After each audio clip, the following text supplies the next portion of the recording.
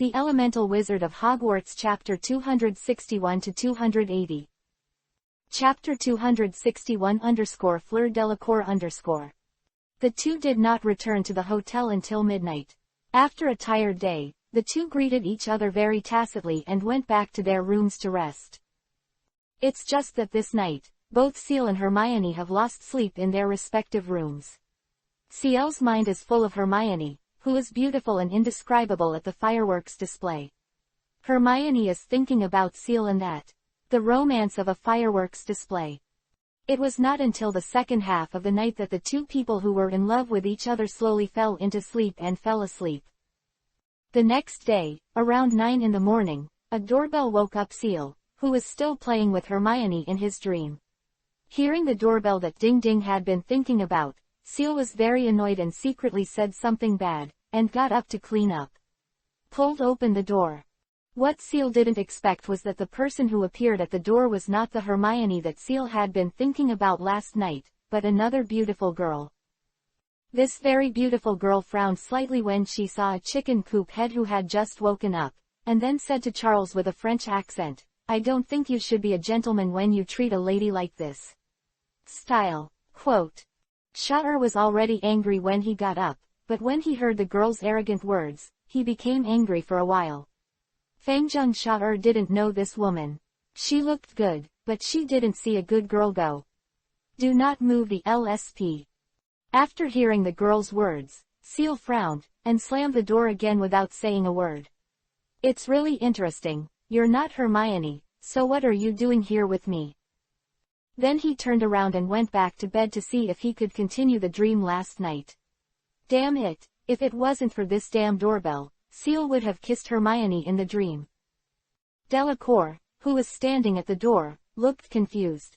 To be honest, she also took her sister to the fireworks show last night. Not only did she participate, but Fleur accidentally saw Charles holding Hermione in his arms. Disappearing magic.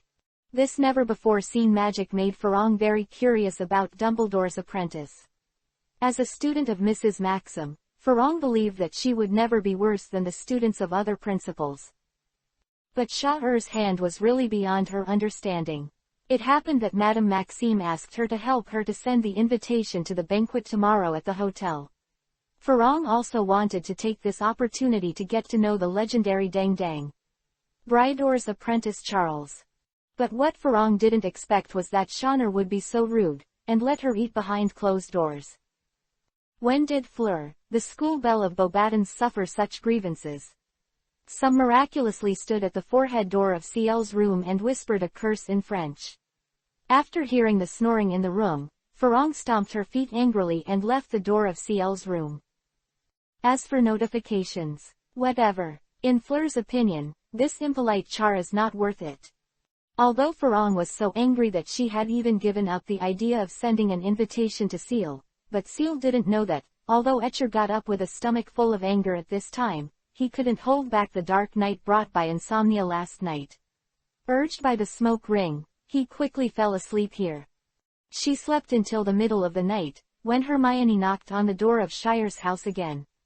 She was full of sleep and had no air of getting up, and when she opened the door, she saw Hermione carrying the food. Stand at the gate. For some reason, Ciel blushed for a rare moment, and quickly turned around to let Hermione into the room, then turned around and ran to the toilet to wash his face and brush his teeth to clean up. This side has not waited for Ciel to clean up. The door of Ciel's room was knocked again, this time it was Dumbledore. When Dumbledore walked in, he heard the sound of water coming from the toilet, and then looked at Hermione, whose face was slightly flushed. For a moment, he didn't know if Dumbledore was thinking wrong or what was going on, anyway. An inexplicable smile gradually crept up Dumbledore's face. Fortunately, there are still a lot of beards on Dumbledore's face, which cover up the smile at the corner of Dumbledore's mouth very well. Otherwise, if Hermione sees the smile on Dumbledore's face, she will probably run away in shame. Go out. As for what happened to the two, Dumbledore said that he was really not interested in knowing that much. As long as the two children made progress, Dumbledore would be happy no matter what step they took. It may be that Dumbledore was young, or Dumbledore was getting older. Anyway, for some reason, Dumbledore began to be interested in the important life events of Charles, who was like his own child. At this time, Dumbledore naturally saw the progress of the relationship between the two, and naturally he would not say anything more to the two. After Seal came out of the toilet, Dumbledore smiled and pulled out two gorgeous-looking gold-printed invitations from his arms. "This is an invitation for tomorrow's banquet. Madame Maxime's student Fleur gave it to me this morning, but she seems to be pissed off." After Dumbledore finished speaking, he looked at Seal. Seal was still a little confused. What did Farong look at me for when he was angry? But when I turned around, I realized that there seemed to be a beautiful woman knocking on the door this morning. This time, Seal reacted at once. The one who was knocking on the door this morning was Farong. Dude, this doesn't look like the actor in the movie at all. Thinking of this, Seal smiled a little embarrassedly, and explained the cause and effect. Dumbledore didn't care about this either, and glanced angrily at Seal, who was pretending to be stupid. He just told him to pay attention at the banquet, to apologize to Fleur, and then there was nothing more to say. On the contrary, Hermione didn't know why she felt a sigh of relief in her heart, some happy and some worrying about gains and losses. After that, Dumbledore briefly explained the precautions for this banquet, and explained that tomorrow's banquet would select the host school for the Triwizard Tournament, and then hurriedly left the invitation and left. Min also beckoned Shire to eat something quickly. Seal was thinking about Dumbledore's explanation just now while eating the lunch that Hermione brought. Although Hermione may not understand, even in Hermione's opinion, Dumbledore just explained who will attend the meeting tomorrow. But in Ciel's point of view, this banquet is really not simple at all. Let's not mention the names that Dumbledore said, just choosing the host school for the Triwizard Tournament is estimated to be a problem. An invisible clash of forces. Thinking of this, Seal sighed secretly in his heart, looked at Hermione who was ignorant, and suddenly remembered the ambiguity of the night before, and couldn't help but blushed. But thinking about tomorrow's banquet, and Krum who will definitely appear at the banquet, Ciel's face became extremely ugly again. On the other hand, Hermione was sitting opposite Ciel, looking at Ciel's face as if he had changed his face. "You obviously have eaten it yourself." Chapter 262-Beautiful Hermione. Early the next morning, Ciel was dragged out of the bed by Hermione, and when Ciel was fully awake, he was stunned by the scene in front of him.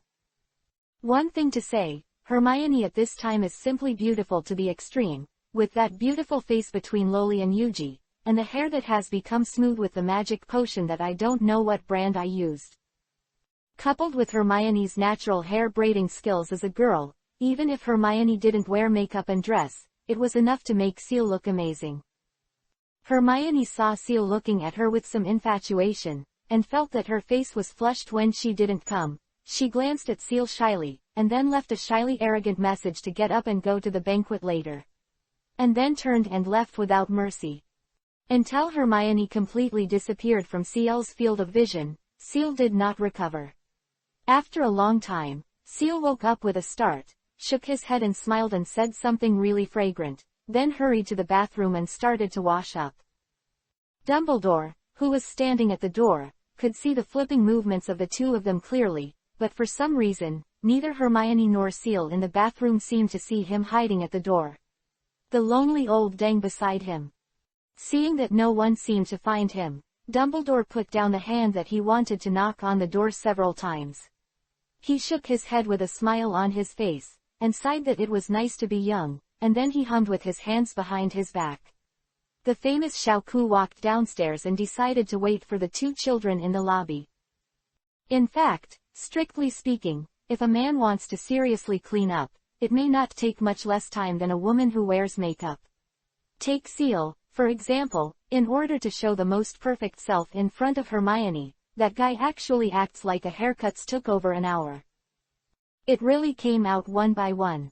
When this is normal, it is estimated that Ciel will be finished with just a swipe of water, but for some reason, after seeing Hermione's state this morning, Ciel began to care about his own image uncharacteristically. Fortunately, Seal still had a bit of a count in his heart. After finishing his hairstyle, Seal picked up a dress that had been hanging in the closet and put it on, and then went downstairs. In fact, compared to the kind of dress that looks like a small cape in the magical world, Seal still prefers this kind of muggle suit-style dress. Not to mention, Seal, who has been exercising all the time, is after the pullover dress. The whole person looked unusually tall and straight. Even when Seal arrived in the hall, even Dumbledore, who was waiting in the hall, felt his eyes light up, looking at the precious little dress on Seal, and then looking at the silver-white stars and moon printed on his body.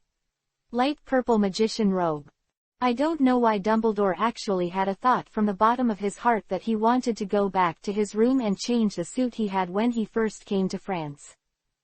He even thought about whether he could use magic to burn fat and become younger.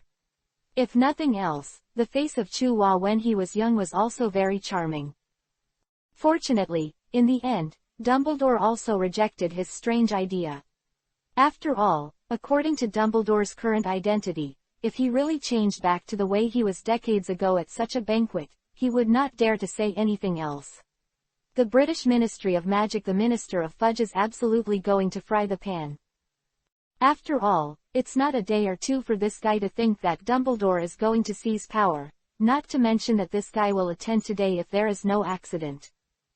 Rarely, Dumbledore seemed to be amused by the various thoughts in his mind. He couldn't help but chuckle, and sighed in his heart that he seemed to have become a lot younger in the past few years.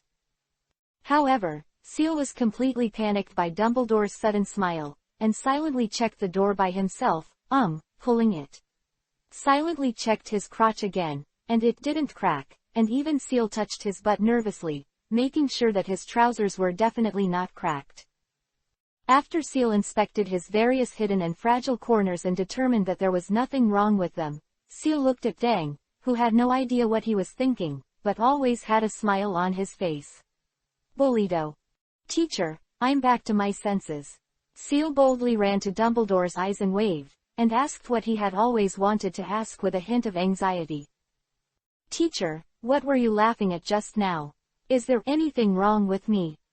After asking the question about Seal on the computer, Dumbledore came back to his senses, looked at Seal, who was a little nervous, and shook his head with a smile.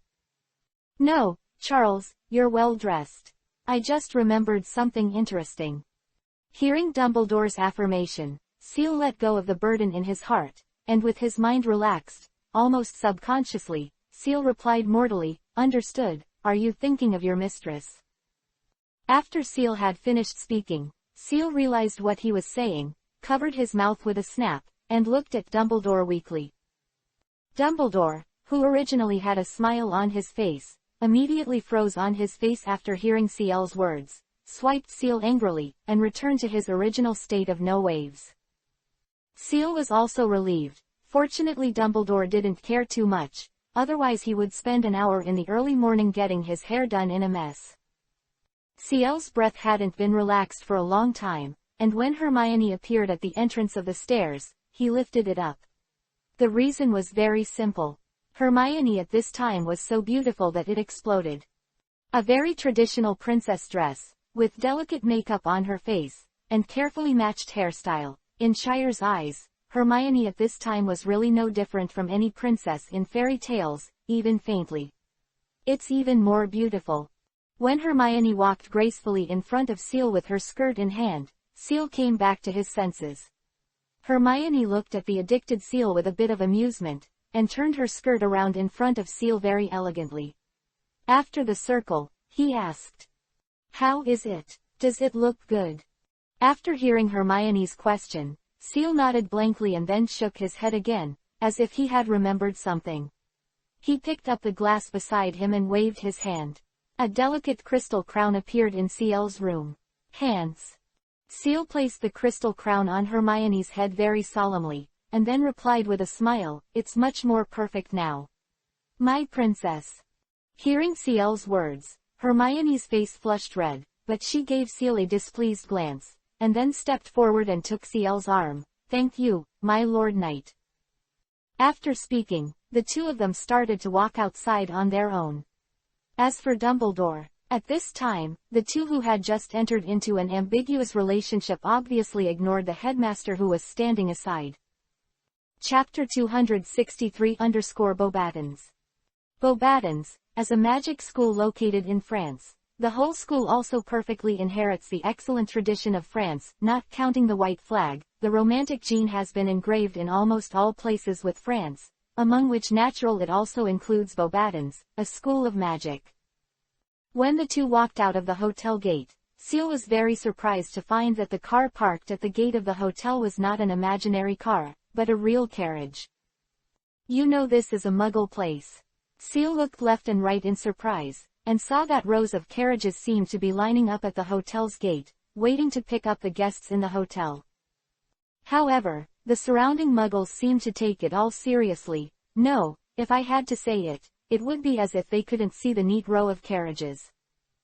Muggle shielding charm, a very large Muggle shielding charm. It seems that the French Ministry of Magic has really bleed this time, and actually made such a huge handwriting. Seal was still surprised when Dumbledore's voice came from behind Seal, making Seal jump, and then he remembered that he seemed to have probably forgotten his teacher just now. A little embarrassed, he turned his head to look at Dumbledore, and Seal smiled awkwardly. Dumbledore didn't care about Seal. After all, as someone who had come before, Dumbledore was the one who knew about the matter, except for Hermione's eyes. "I can't hold anyone, just like myself at the beginning." Not caring about Shire's embarrassment, Dumbledore just smiled and continued, "The carriage drawn by the consort, it seems that Beauxbatons is also cruel." Hearing Dumbledore's words, Seal noticed that the horses on each carriage seemed to be unusually tall, and even vaguely could see two small wings behind the horses.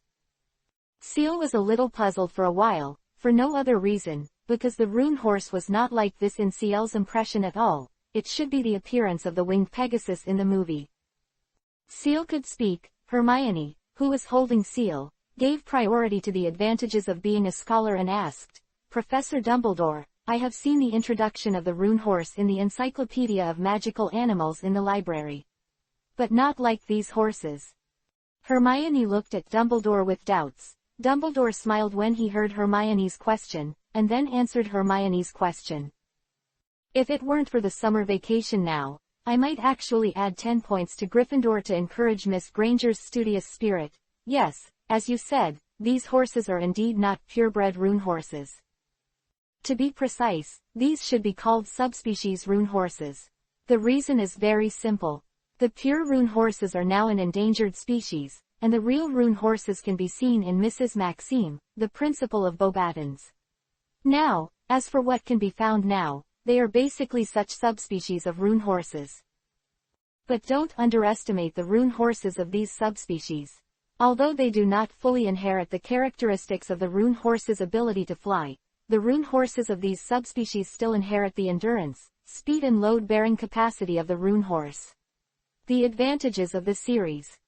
In France, these subspecies of Rune horses are close to taking the name of the real Rune horse. It seems that supply is still in short supply, and some nobles still like to use such Rune horses and carriages to travel.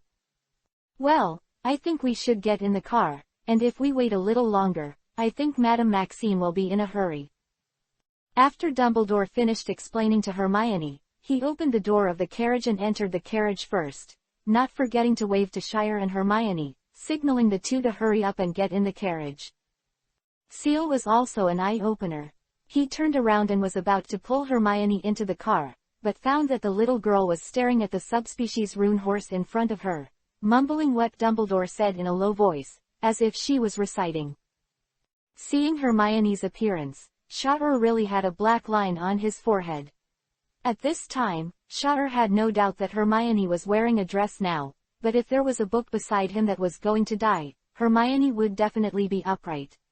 I made good notes, and then after returning to the UK, I neatly organized my notes into my book. Fortunately, Hermione did not let Shire wait for a long time in the end.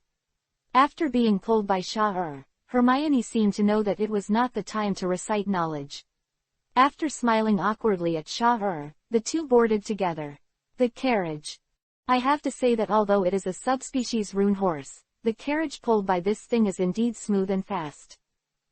Fangjun Charles suddenly understood why French nobles or rich purebloods liked to travel in such a carriage. One thing to say, the speed of the carriage is about to catch up with the ordinary family car, and even a little faster, but there is no bump, and even the most amazing thing for Charles is that even the muggles on the road, none of the vehicles could do anything to the carriage. Compared to the Thestrals at Hogwarts, this snow-white subspecies rune horse is simply a gram. Fortunately, Ciel's surprise did not last long. After only half an hour, a palace-like building filled with Baroque style gradually appeared in front of Ciel. Compared with the castle shape of Hogwarts, Beauxbatons is not so much a magical academy, but a palace built in a garden. Flowers. At this time, it was the day when the flowers were blooming, and the whole Beauxbatons seemed to be filled with all kinds of competing flowers. All this novelty made Hill and Hermione very excited. After seeing Beauxbatons' campus, the chatter between the two seemed to never stop. He didn't even think about the face of the headmaster of a magic school sitting in the car at this time. Anyway, Dumbledore was still very speechless. How can such a large garden be compared with my big castle? In a short time, the carriage has stopped at the main entrance of Beauxbatons. The entire main entrance of Beauxbatons has been carefully arranged at this time. A long red carpet bypasses the school gate. The Kayla-made fountain leads straight to a magnificent building behind the fountain. People on the red carpet are walking gracefully to which gorgeous building in 2s and 3s. Seeing Hyan's situation, Hermione didn't know why she felt a little nervous all of a sudden, and subconsciously grabbed Ciel's hand. Ciel could also understand what happened to Hermione, so he patted Hermione on the back comfortably, and then began to do various psychological constructions for himself. It's all right, doesn't this thing look like walking the red carpet? It's still not like the audience, don't be nervous, I've watched so many red carpet shows in my previous life, it's definitely okay. Chapter 264-Villains in Cartoons. The three of them just got out of the car, and a person who claimed to be the British Ministry of Magic greeted Dumbledore. After a few words about the mysterious hell in Dumbledore's ear, Dumbledore originally had no trouble. His face was a rare and emotional expression. Dumbledore just lowered his head and thought for a while, then frowned and said to Ciel, "I'm sorry Ciel, something suddenly happened, I need to take care of it, I'm sorry, you can only take it with you by yourself." Took Hermione to the banquet. After Ciel heard Dumbledore's words, he frowned, vaguely seeming to feel that Dumbledore's sudden departure seemed to be hidden. I don't know why Ciel always had a feeling that Dumbledore was being the feeling that one is deliberately distracted. Dumbledore obviously also thought of this, but at this time Dumbledore was not worried at all. After all, Ciel's strength and realm are here, and there can be no big trouble, and Ciel is now with Dumbledore's relationship. The difference is nothing more than experience and magic power. If you really want to pull it to the same level, Dumbledore dares to conclude that he is definitely not Ciel's opponent. What's more, Fawkes was on standby for the whole trip to France. Even if someone was really mad enough to fight Shire in a magic school, then consider Fawkes's factors. After all, in the current magic world, it depends on the speed of support. Fawkes dares to say the first and no one dares to say the second. The two Fawkeses, one big and one small, just exchanged glances, and they both understood each other's thoughts. The two Fawkeses suddenly raised their vigilance a lot. Although they knew that there were undercurrents under the peaceful surface of this banquet, neither Ciel nor Dumbledore expected to receive such a surprise at the very beginning. "Professor Dumbledore, don't worry, Ciel and I can take care of ourselves. Go and do your business. If you don't come back after the banquet, Ciel and I will go back in the carriage by ourselves." Ciel didn't say anything, but Hermione, who knew nothing, answered Dumbledore first. To Hermione's answer, Dumbledore smiled and nodded, leaving a note of safety, then turned around and followed the officials of the Ministry of Magic and left. As for Hermione's silly answer, "Don't make trouble," as a clever little witch, Hermione understood that there was definitely something wrong with this banquet just after the eye contact between Dumbledore and Ciel. Not only is there a problem, but the problem is huge. It is estimated that everyone at this banquet has their own thoughts except for herself. As for why she brought herself, Hermione thought for a long time and could only think of herself as a cover. Regarding her role, Hermione only thought about it, and she had no idea. In any case, as long as she could help Seal, whether it was covering up or something else, Hermione wanted to try it. After all, it's not a good feeling to see the boy who grew up with his childhood sweetheart grow farther and farther away from him, not to mention that this boy has entered his inner world at some point. Hearing Hermione's words, Seal was a little surprised, and what surprised Seal even more was that after answering this sentence, he could clearly feel the girl's hand around his arm trembling slightly. Shatter immediately guessed that this smart girl might have seen something, but she didn't say anything unexpectedly. She just stood by his side silently, even if he didn't know what he was facing. After Dumbledore was far away, Seal whispered in Hermione's ear, "Don't be afraid, with me, just relax, just take it to an unusually ordinary banquet."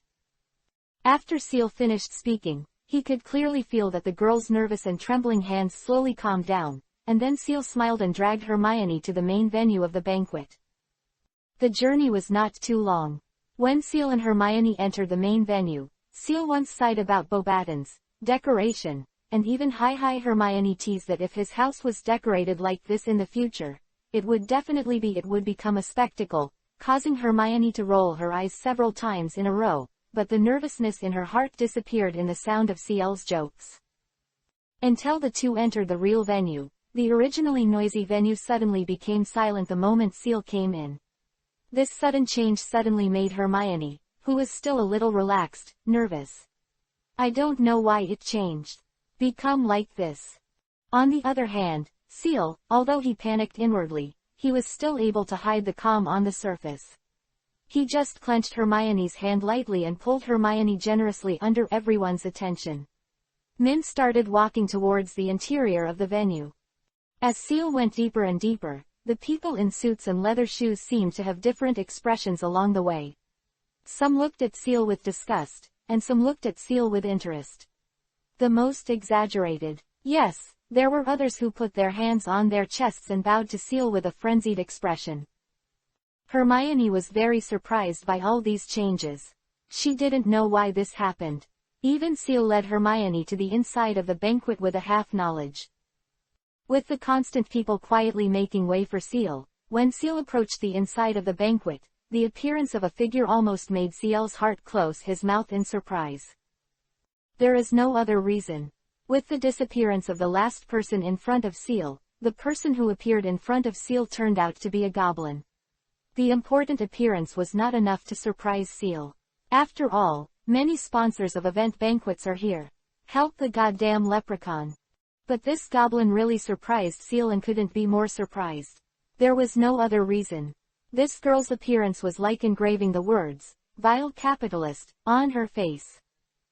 If someone has watched the Disney cartoons of the last century, it is difficult to realize that the appearance of this product is almost exactly the same as the rich villains in the cartoons. Especially the shiny mustache and the huge chin made Shire wonder if Disney's previous cartoons were real. Not to mention that this guy is still holding two goblin women who seem to have a promising future. The temperament of this rich villain is simply drawn by the birth of this guy. Not only Seal, but even Hermione was taken aback. The two looked at each other very tacitly, and both saw a question in each other's eyes. This guy must have played the villain in a full-time cartoon before, right? Chapter 265-Fairy named Gold Coin. The surprise of Seal and Hermione didn't last long, and the goblin who looked like a capitalist discovered Seal. The moment he saw Seal, the goblin laughed even more brilliantly, spit out the cigar in his mouth, and randomly pushed away the two female goblins who were standing beside him. He jumped out of his chair at once and walked in front of Charles. "Ha ha ha ha, Charles Lancaster. I've wanted to know you for a long time." After he finished speaking, he stretched out his hand towards Seal. Seal looked at this fat goblin who was about to become a ball and was not taller than his chest. He didn't know what was going on for a while, so he could only pull out a template with the same formula. Hua's smile bowed slightly, resisting the discomfort and shaking hands with the goblin. Hello, I don't know who you are. Hearing Ciel's question, the goblin laughed arrogantly again. Ha ha ha ha, I forgot to introduce myself. My name is Jin Coin. You can call me Jin, as long as it is related to gold, no matter what. I'll be happy whatever you call me. After he finished speaking, he looked at Ciel with a smile, as if he had seen a large piece of undiscovered gold mine. If it weren't for those sharp teeth and smoky brown teeth, Ciel would still can feel better. But now, Ciel has begun to wonder if this damn fat goblin has a different hobby. Ciel kept Hermione behind him calmly, and then looked at the goblin in front of him with a very formal smile and said, Hello Mr. Gold, it's the first time we met, thank you for your concern, why are you looking for me? Hearing Ciel's words, the smug smile on the goblin's face seemed to deepen, as if she could feel the awe-inspiring presence in the ears of Ciel's respect. Glanced at Ciel with great satisfaction, and then continued, It's nothing, I just wanted to get to know you all the time. You must know that I like to make friends with powerful wizards and even do business.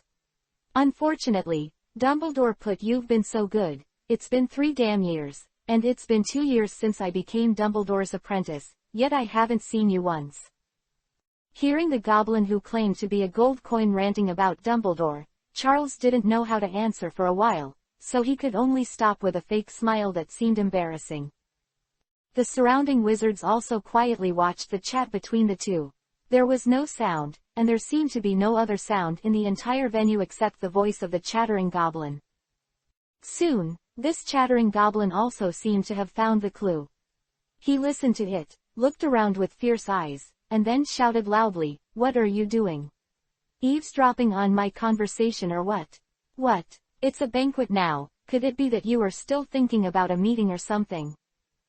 Jin Coin said this again and again, and his eyes began to look around the crowd with fierce eyes.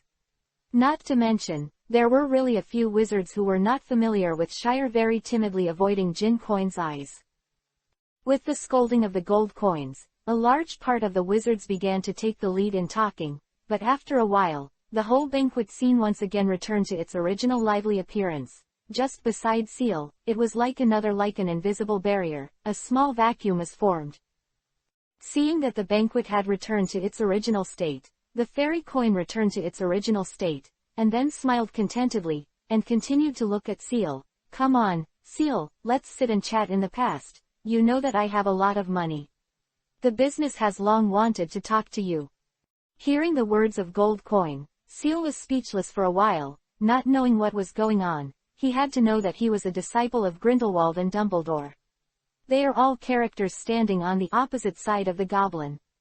This daring goblin still wants to invite himself to do business.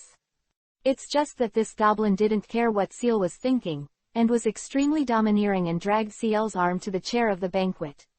As for Hermione behind Ciel, this villain-looking goblin watched the whole process. Didn't look at it. Whether it was the goblin's domineering or the goblin's ignorance of Hermione, to be honest, Ciel felt that he was mad and didn't know why. It's just that when Ciel was dragged away, Hermione gently pulled Ciel behind him. When Ciel turned back subconsciously, he found that Hermione used her lips to say something low-key to herself. The two grew up playing together, and Ciel understood Hermione's meaning almost instantly. This smart girl immediately saw that the current situation was definitely the result of this goblin director, no matter what the reason was. Dumbledore not around, this is not the UK, I can only tell Shire to keep a low profile. She will find a way to contact Dumbledore to deal with this matter. Although the little girl knows that Ciel is very powerful, she does not know how powerful. Looking at the number of people at the scene, Hermione has no doubt that it is a small spell per person. It can be easily defeated by the two of them. As everyone knows, Ciel is not worried at all about this. You must know that Ciel is best at AoE damage.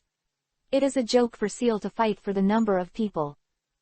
Seeing that Ciel was dragged away by the goblin, Hermione turned around and lifted her skirt and walked out. She needed to find Dumbledore. The current development was obviously beyond her ability to handle, and even Ciel, he was not very relieved. After Ciel sat on the main seat, he looked at Hermione's position calmly, and saw this little girl was walking outside with her skirt on. At first glance, she was going to find Dumbledore, and she was unconscious. Warmed up, but did not refuse. After all, it is best for Dumbledore to intervene in the issue of goblins. After all, goblins have always been good at conspiracy, but this is precisely what Charles doesn't like. After Gin Coin saw that Seal was seated, the smile on his face became even brighter, but before Gin Coin could speak, Seal looked helplessly at the goblin opposite him and acted. "I'm sorry, Mr. Gold Coin, you should know me. I'm just a little muggle-born wizard. I don't think I can be of much help in doing business. After all, I can only exchange 100 gold plus long just." Hearing Seal's words, the golden coin on the opposite side smiled brightly. No, Mr. Seal, I know you. Last time about Hagrid's big pet, there were quite a few people. I've mentioned you all here, and Mr. Fudge in particular, but it's seldom mentioned before me about anyone else." Chapter 266-Conflict at the Banquet. Hearing the words of the gold coins, Seal's brows slightly wrinkled. What Seal didn't expect was that Fudge has such a close connection with these goblins, which is something that Seal never expected. But on the surface, Charles still maintained his polite appearance and replied, No, Mr. Fudge is contemptuous. I'm just acting in accordance with the law." After hearing Seal's words, Gin Coin laughed out loud and waved away everyone around him, including the banshee who was leaning into his arms and feeding him grapes. After everyone was gone, Gin Coin lowered his voice and said, "Humble, Mr. Seal, you must know that the magic world is a world where power is king. As long as you have strength, money will naturally flow, whether it is Lucius Malfoy or Barty Crouch proved it. Money and power are just subsidiary products of power, and power, I believe, will be possessed by you in the near future. After all, you are a descendant of Dumbledore. Don't believe Shire. You must know that if the mysterious man is still there, whether it is the Quidditch World Cup or the Triwizard Tournament, it is impossible to hold. First Gringotts is also very optimistic about your future in Shire, so we very much hope to cooperate with you in some business, even if you are only in name." Gin Coin was talking with Seal about the relationship between power and money, but Seal didn't know that Gin Coin's words gave him a feeling that there was something in his words, but it was extremely confusing. What does it mean? Even except for the last sentence, Seal is completely confused. Since he didn't know what kind of medicine was sold in the gold coin gourd, Seal could only show it with a smile and drag it on, saying that he would think more about it when he went back. But in his heart, Seal almost instinctively felt that this matter was definitely related to Dumbledore. When Gin Coin heard Seal say to go back and think about it, he wasn't annoyed. He smiled and stood up and patted Seal on the back, and then said in Seal's ear, "Trust me, Seal, we fairies are definitely your best. Good partners, with ours, neither your teacher nor the mysterious man nor Grindelwald will be your opponent." Quote. After hearing this, Seal frowned slightly, but still kept a polite and formulaic smile, looked at the goblin who looked like a capitalist beside him, nodded slightly, and then said, "Trust me, Mr. Gold Coin, I'll give it some serious thought, but now I think I'll have to find my girlfriend. Leaving her alone at a banquet is clearly not what a gentleman should do." Hearing Seal's words, Gin Coin didn't care, but the smile on his face became brighter. No, it should be said that it was gradually treacherous, so he patted Seal on the shoulder and said, yes, look at me, this is but the banquet. Come on, enjoy the banquet, and nothing can stop people from enjoying it. After he finished speaking, he did not forget to hug a female fairy very arrogantly, and even very boldly ate a large piece of tofu in front of Seal. The banshee was not angry either, she just smiled and looked at her gold coin, and let out a coquettish laugh.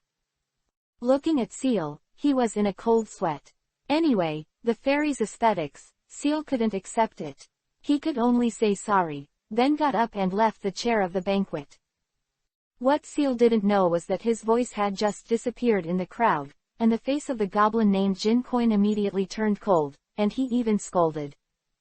Just looking at the eyes of this goblin carefully, you will know that there is no anger in the eyes of this goblin, and there is even a hint of perverted excitement.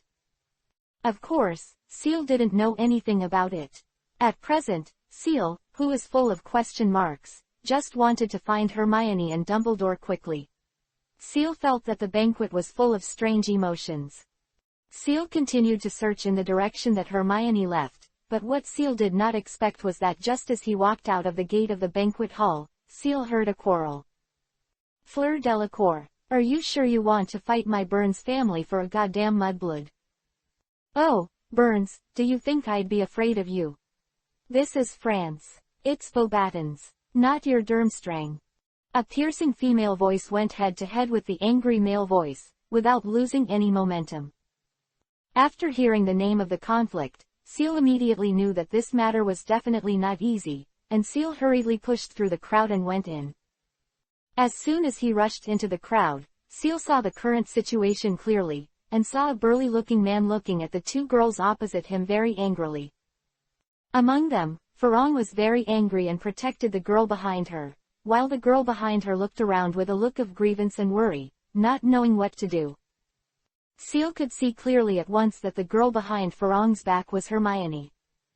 After seeing the situation clearly, and thinking of the dirty mudblood he heard outside the crowd just now, Seal felt his blood pressure suddenly rise.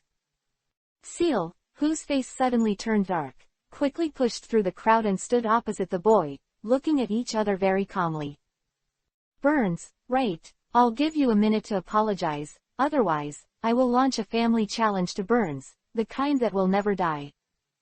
After speaking, no matter what the boy's expression was, he turned to look at Farong and Hermione, looking at Farong with a little embarrassment. Thank you for standing up for Hermione. I'm sorry that morning, I was really sleepy. After listening to Ciel's words, Fleur gave Ciel an irritated glance, and then said proudly, this is Beauxbatons, we don't have the theory of blood, not to mention I don't want anyone to bully the lady. As for what happened that morning, I don't think an apology means anything. Hearing Farong's words, Hermione was also a little stunned. She didn't know what the two of them were talking about, but Ciel looked more and more embarrassed at the arrogant girl in front of him, and could only look at Hermione helplessly. It's okay. Well, Hermione, I'm so sorry to put you through this. Hermione just shook her head calmly, before screaming, watch out. Ciel didn't look back at all, and a golden flame rose up in an instant, blocking the spell fired by Burns. Don't look at Ciel. He has never seen this Burns in the eye, but Shirks has always been in touch with the surrounding elements. Although his back is to Burns, Burns's increasingly red face and the movement of his wand could not escape Ciel's perception. Chapter 267-Conflict and Resolution. With a red light being swallowed up by the golden flames, Charles turned around with a dark face and looked at Burns coldly. So, you chose war. Ciel's tone hardly fluctuated, and he looked at Burns on the opposite side coldly. Hearing Ciel's words, Hermione stepped forward a little worriedly and grabbed the sleeve of Ciel's sleeve, and shook her head slightly from here. Charles calmly waved his hand to indicate that it was okay, then turned his head and continued to watch Burns without speaking. Burns looked at the golden flame wall, his face turned white and then black, and he held his wand to stop, unceasingly trembling slightly. As a student who is allowed to teach the black magic school, Burns is very aware of what the golden flame wall in front of him represents, and he is also very clear that the family duel that Shire said is definitely not a joke. The last person who mastered this flame was almost destroyed a city.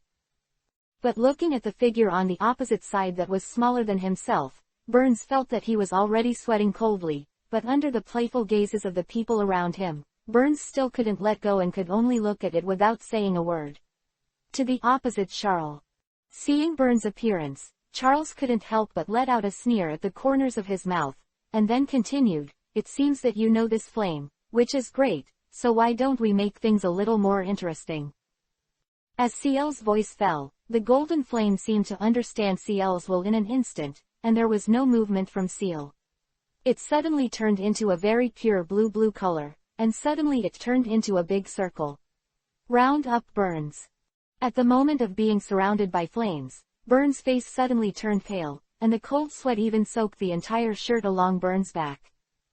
Even a lot of people around exclaimed, for no other reason, this scene is very familiar even if you haven't seen it before, especially some older guys, who looked at CL's eyes instantly became frenzied. While Burns was still thinking about what to do, CL's voice came out of the flames. I'm not difficult for you. If you sincerely apologize, then you will naturally be able to get out of this flame.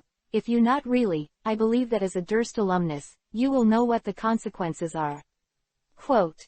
After hearing CL's words, there were all kinds of exclamations all at once, and even Farong, who was behind CL, looked at CL with complicated eyes.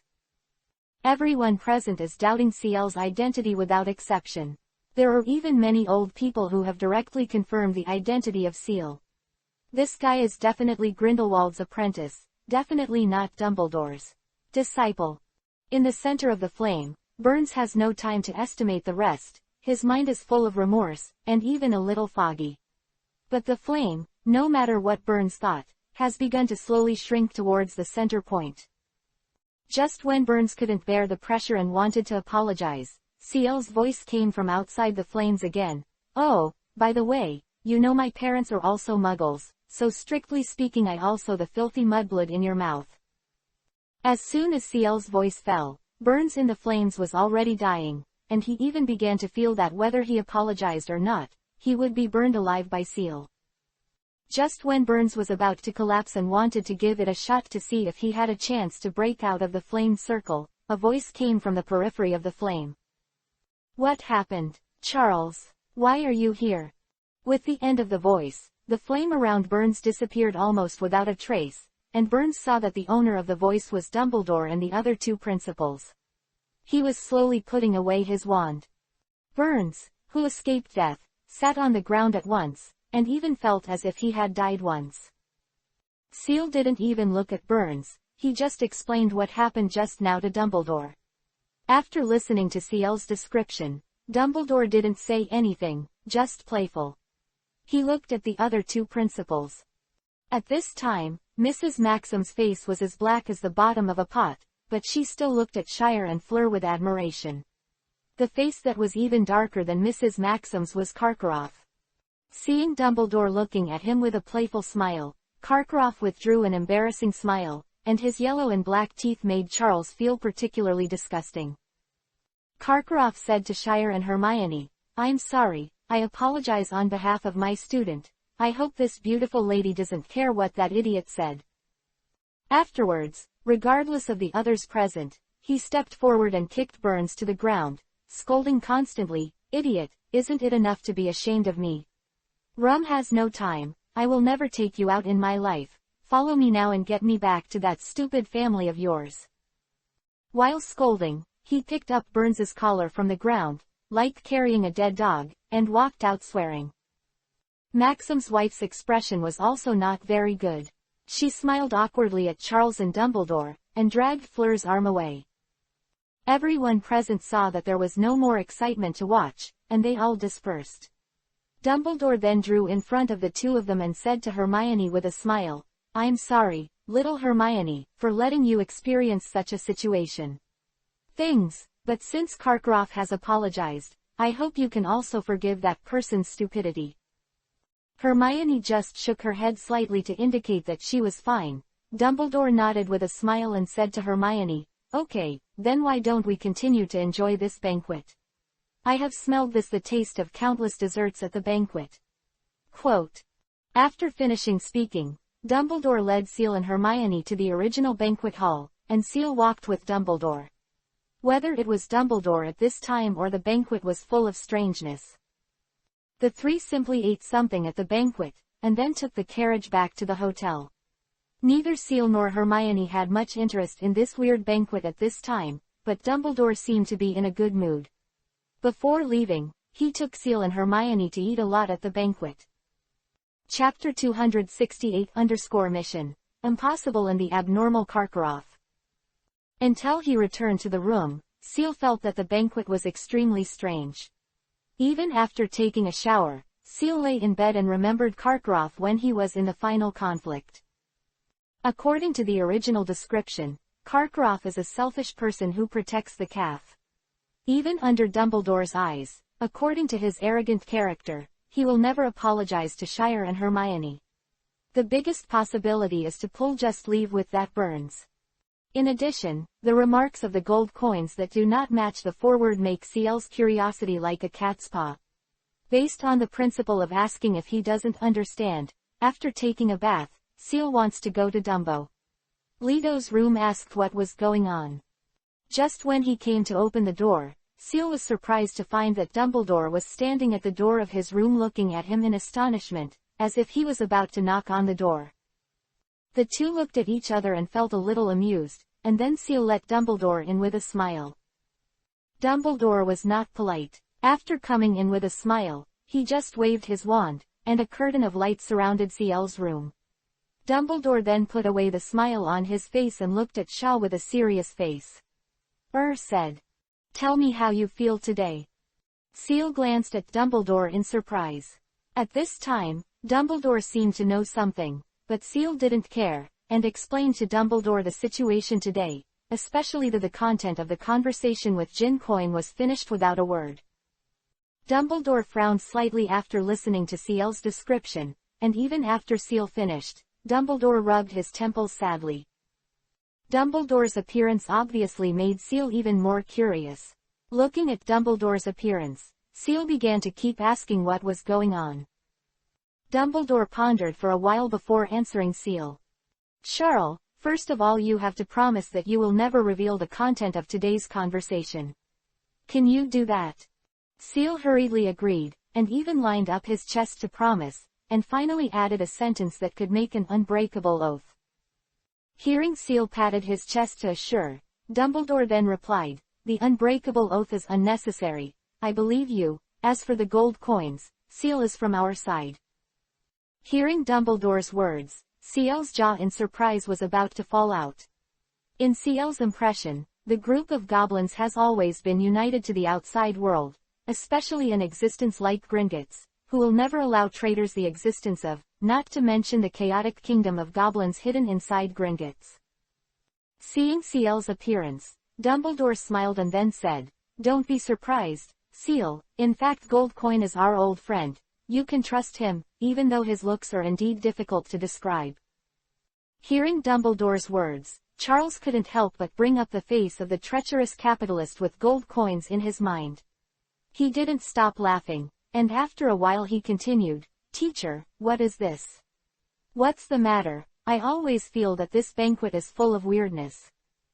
Hearing CL's words, Dumbledore smiled and then said, that's right, you feel right, a large part of this banquet was invited by gold coins. As for the gold coins, all I can say is that his family has been shattered due to the existence of the Goblin Council and excessive chaos. If anyone in the world wants the goblins to go extinct, I can't think of a second person other than the gold coins. As for the identity of the gold coin, he was Gringotts' largest external investor, and was once the largest secret patron of the Order of the Phoenix. As long as he could destroy the existence of the Goblin Council and the chaotic excessive plan, he would be generous. As for the reason for his appearance at this banquet, it is very simple, that is, the sponsor behind the Triwizard Tournament is the Goblin, although it is nominally funded by the Ministry of Magic of various countries. Charles was stunned when he heard Dumbledore's words, and he didn't know how to answer for a while. Dumbledore didn't care about Charles, so he continued, as for what he said to you, in fact, it is simply information. The translation, if nothing else, is that Fudge has a deep relationship with Gringotts, and it is very likely that the goblin's hand has reached the interior of the Ministry of Magic, and we need to pay attention. As for Lucius and Barty Crouch, it means that there may be some moves between these two people recently. As for the person behind the action, it should be related to Voldemort, and the time to do things should be in the Triwizard Tournament in Quidditch. Odd World Cup. As for why Barty Crouch was involved in this matter, it still needs to be investigated, and I am not very clear about this matter. The last word of the gold coin is to do business with you, then it means that the fairies have noticed you and are eager to get in touch with you. The gold coin should be the pioneer. After listening to Dumbledore's analysis, Seal was stunned. He sat on the bed for a long time and couldn't calm down. His mind was full of one sentence: is this his mother Harry Potter or his mother Mission Impossible? Seeing Seal's skeptical attitude towards life, Dumbledore smiled and seemed to be in a good mood before continuing. Don't be surprised, you must know that the gold coin's action this time is very big, and most of the banquet is very important. People are the people who surround the fairies, and this time the gold coins have pointed out most of the enemies for us, and we should thank him. Quote. At this time, Seal had probably accepted the information instilled by Dumbledore, and shook his head helplessly, but felt that the world was getting more and more crazy. Smiled helplessly, and then asked Dumbledore, well, you should really thank that capitalist. How about the teacher's Triwizard Tournament? Hearing Seal's words, Dumbledore also laughed. Ha ha ha. I have to say that the appearance of the gold coin is really imaginative. If I hadn't understood the deep blood feud between the gold coin and the goblin, Dumbledore would have hesitated for a long time just based on the appearance. Dumbledore laughed for a long time, then slowly recovered, and then said happily, great, with Karkaroff's help, the Triwizard Tournament will definitely be held at Hogwarts. Especially under your conflict, Madame Maxime, who had some ideas, was embarrassed to have any more opinions. Hearing Dumbledore's words, Seal's brows furrowed slightly. After a long time, Seal said in an uncertain tone, Teacher, I feel that there is something wrong with Karkaroff, but I don't know the reason. The feeling was there the moment I saw him. Quote. After hearing Seal's words, Dumbledore smiled calmly. You're right, Seal, Karkaroff is indeed a little abnormal, but it doesn't matter, I will find a helper to come to Hogwarts next semester. Karkaroff. Karloff couldn't make a splash at Hogwarts even if he had a problem.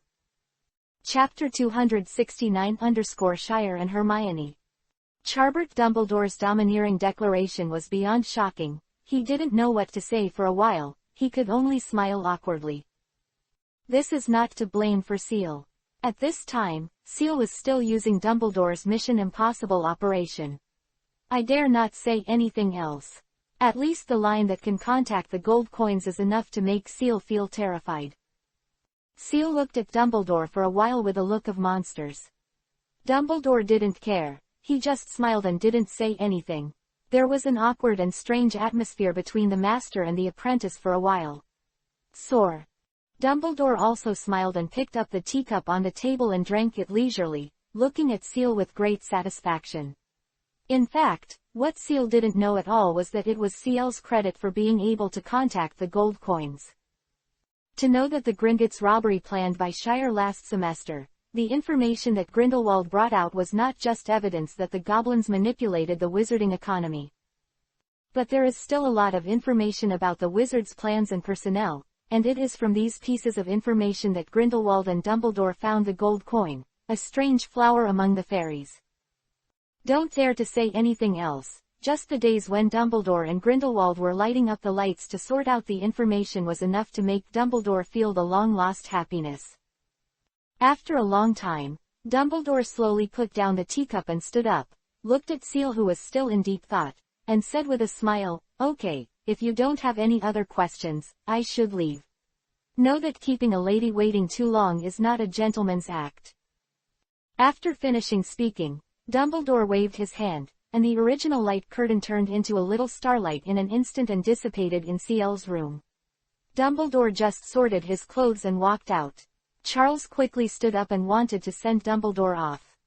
Just as Seal opened the door, he saw Hermione anxiously standing at the door of Seal's room, and the sudden opening of the door also startled Hermione. Hermione looked embarrassedly at Dumbledore, who was smiling at some of her aunts. Her face suddenly turned bright red.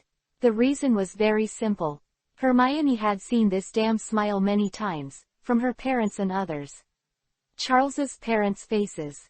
Without caring about anything else, Hermione greeted Dumbledore politely with a flushed face, and Dumbledore also responded very happily.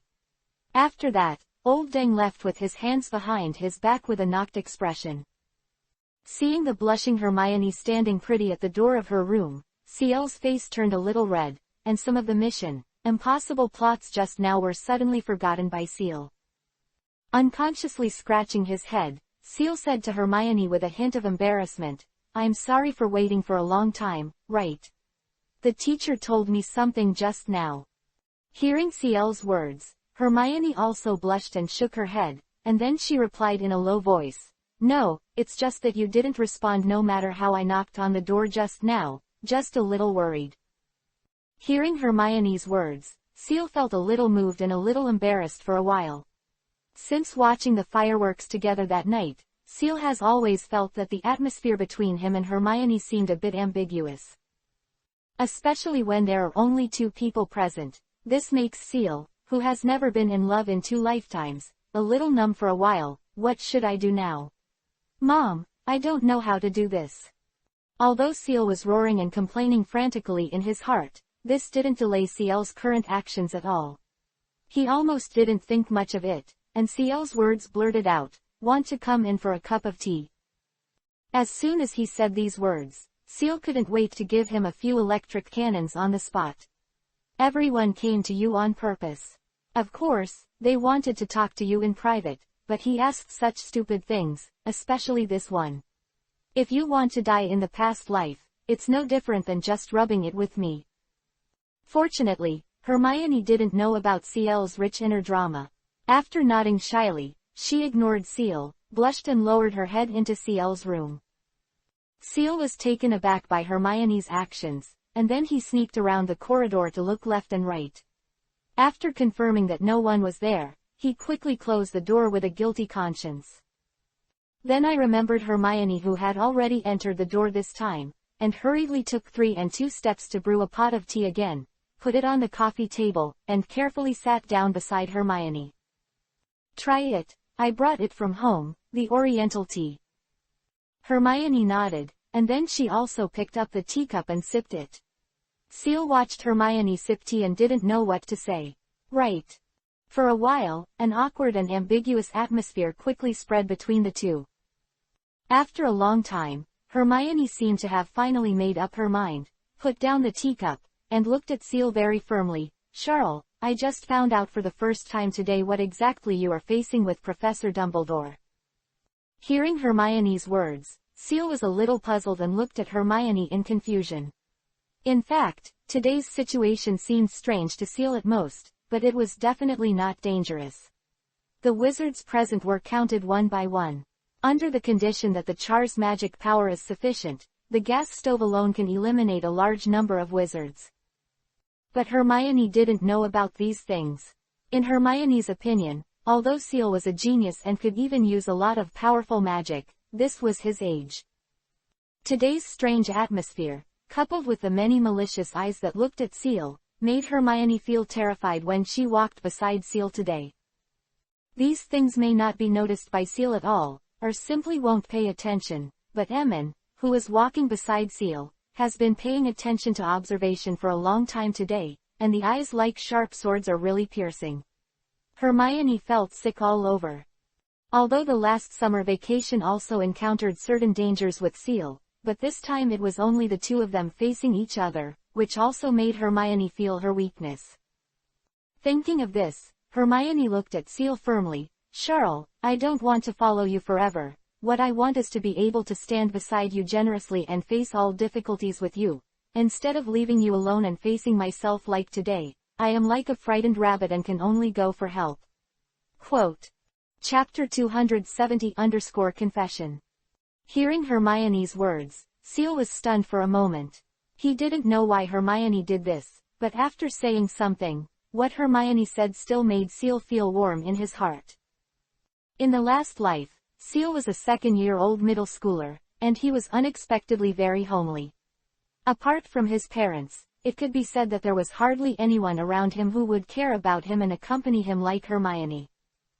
After hearing Hermione's words, Ciel also really felt Hermione's unwillingness and concern, and for a while, Ciel felt like drinking honey in his heart. Ciel stood up, walked to Hermione's side and sat down, and immediately hugged Hermione in his arms.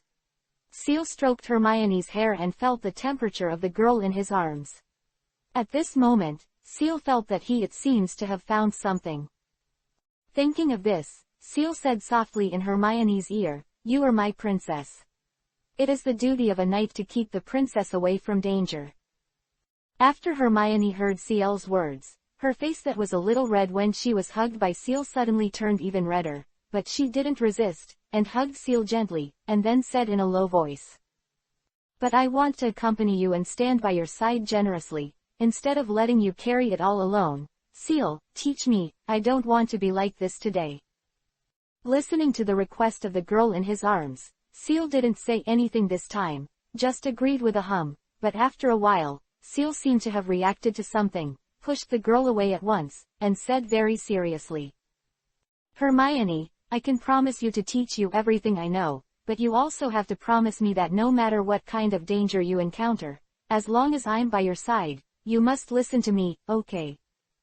Hermione, who was initially stunned by being pushed away by Ciel, quickly softened after hearing Ciel's words, and nodded very seriously to indicate that she agreed to Ciel's request. Seeing Hermione nodding, Ciel's face reappeared with a bright smile. He stared at Hermione blankly. Hermione felt a little embarrassed by being stared at by Ciel for a while. It quickly turned red again. "Why are you staring at me like that?" Hermione asked in a low voice, not much louder than a mosquito, more like a coquette than a question. Unfortunately, the room was too quiet. At this time, there were only Ciel and Hermione. Although Hermione's voice was not much louder than a mosquito, it was still heard by Ciel. Hearing Hermione's words, the bright smile on Ciel's face suddenly turned into a smirk, and he couldn't help but make a joke. "Come on, sir, listen to me, teacher." Hearing Ciel's ridicule, Hermione, who was blushing at first, was stunned and looked at Ciel in surprise, but when she saw the splendid smirk on Ciel's face, Hermione was still stunned. "Get out of breath." With a trace of shame and anger, Hermione slapped Ciel, who was still grinning badly.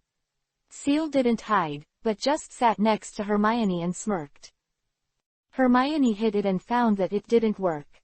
She glanced at Ciel, who was still smirking angrily, and then wanted to take a sip of tea from the cup on the table to ease the tumultuous emotions in her heart. It's just that before Hermione's hand touched the teacup, Ciel seemed to remember something again, touching his chin in a mocking tone as if talking to himself. "Hermione, do you think Hogwarts will ban teacher-student romance?" Hermione, who had just calmed down a bit, her hand that wanted to hold the teacup froze in the air the moment she heard Ciel's words. Then, her face, which had just calmed down for a while, quickly became flushed again, and Hermione, who was blushing, looked at Ciel with surprise. Ciel seemed to have reacted to something at this time, covered his mouth, and looked at Hermione with embarrassed eyes. The eyes of the two met once again in midair, and then the face of Ciel, who was calm at first, slowly turned red. For a while, the shadowless ambiguous atmosphere that had been stirred up by Ciel's jokes once again enveloped the two of them with lightning speed. Not long after Ciel and Hermione made eye contact, they both turned their heads shyly and tacitly, while Hermione continued to pick up the teacup and take a sip of the tea inside, but the slightly trembling hand also showed Hermione's heart didn't seem to be so peaceful at this time. In such an awkward and ambiguous atmosphere, after the two of them talked to each other silently for a while, Hermione finally couldn't stand the atmosphere and stood up and wanted to leave. Ciel hurriedly got up to send Hermione off, but Hermione didn't refuse. The two young men walked to the door with blushing faces. At the moment when Ciel opened the door for Hermione, Hermione seemed to think of it. "What is the same?" said quickly with a very small voice. "I carefully recalled the school rules, and it should not prohibit teacher-student love." Then Hermione was like a frightened rabbit, her face flushed red and disappeared in front of Ciel. At this time, Ciel was also very surprised by Hermione's words. He kept the door open for a long time without reacting until Hermione had entered his room and completely disappeared from Ciel's sight. After middle school, Ciel seemed to be slowly returning to his soul. With a trace of reluctance in his eyes, Ciel glanced at the door of Hermione's room, and then slowly closed the door of his own room. It was only after the door of the room was completely closed that Ciel reacted. "I have a girlfriend. I'm off the hook." The above two questions kept circling in Ciel's mind, and after a long time, a huge sense of surprise came upon Seal, making him dizzy. Seal, who had never been in love in 2 lifetimes, was only excited at this time, and had no other mood at all. At the same time, a huge desire to share began to move in Seal's heart like a small bug. Almost instantly, Charles's first subconscious reaction was to tell the world the news. I, Charles Lancaster, officially became Hermione Jane Granger's boyfriend today. This year, it was almost as if he had just risen, and it was almost uncontrollable in Seal's heart. Seal just turned around and looked and saw the phone on the bedside. Thanks to the French Ministry of Magic for this Muggle hotel. Seal rushed to the head of the bed quickly, wanting to tell his family and friends the news. But just when Seal picked up the phone and was about to dial, Seal suddenly reacted. Is this a confession? For a time, a feeling of worrying about gains and losses suddenly replaced that happy desire to share. Seal put down the phone in his hand angrily and threw himself on the bed. For some reason, Seal felt that he was destined to lose sleep tonight. Chapter 261-Return Trip. As Seal expected, he really lost sleep last night. Early the next morning, when Seal and Hermione both appeared in front of Dumbledore with huge dark circles under their eyes, Dumbledore he smiled awkwardly and didn't say anything. On the other hand, Seal, surrounded and dispelled the feeling of worrying about gains and losses in his heart. The first time he saw Hermione, he stepped forward and held Hermione's hand without saying a word. Hermione didn't resist either, but the honest Ushar clasped her fingers tightly, feeling Hermione's attitude, and Cher's mood, which had been worrying about gains and losses all night, suddenly became cloudy and sunny. Even seeing Dumbledore's teasing eyes and smile, Seal didn't care at all, and even raised his chest proudly in front of Dumbledore's gaze. Seeing the arrogant appearance of Seal, Dumbledore gave Seal an angry look, and did not make much fun of the newly appointed couple who had just confirmed their relationship, but after shaking his head helplessly, he greeted Seal. Follow in her footsteps with Hermione. Today is the time to return to the UK. The originally planned Triwizard Tournament has come to an end yesterday, although Mrs. Maxime is not satisfied with the final result. But because of what happened yesterday, although Farong performed very well, but after all, she had a reputation for poor reception, Madame Maxime didn't say much. It can only be said that things are impermanent, but everything has nothing to do with the two people at this time, Seal and Hermione. The two who have just fallen in love, no matter what they look at, they feel very fresh. Seal was holding the suitcase in one hand and Hermione in the other, just like a pair of ordinary young lovers. The originally boring journey to the French Ministry of Magic was now full of colors in Seal's eyes.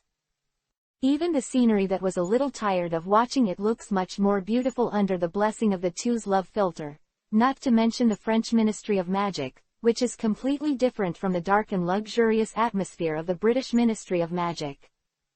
Both Hermione and Shire had already forgotten about yesterday's weird banquet, replaced by a honeymoon-like happiness.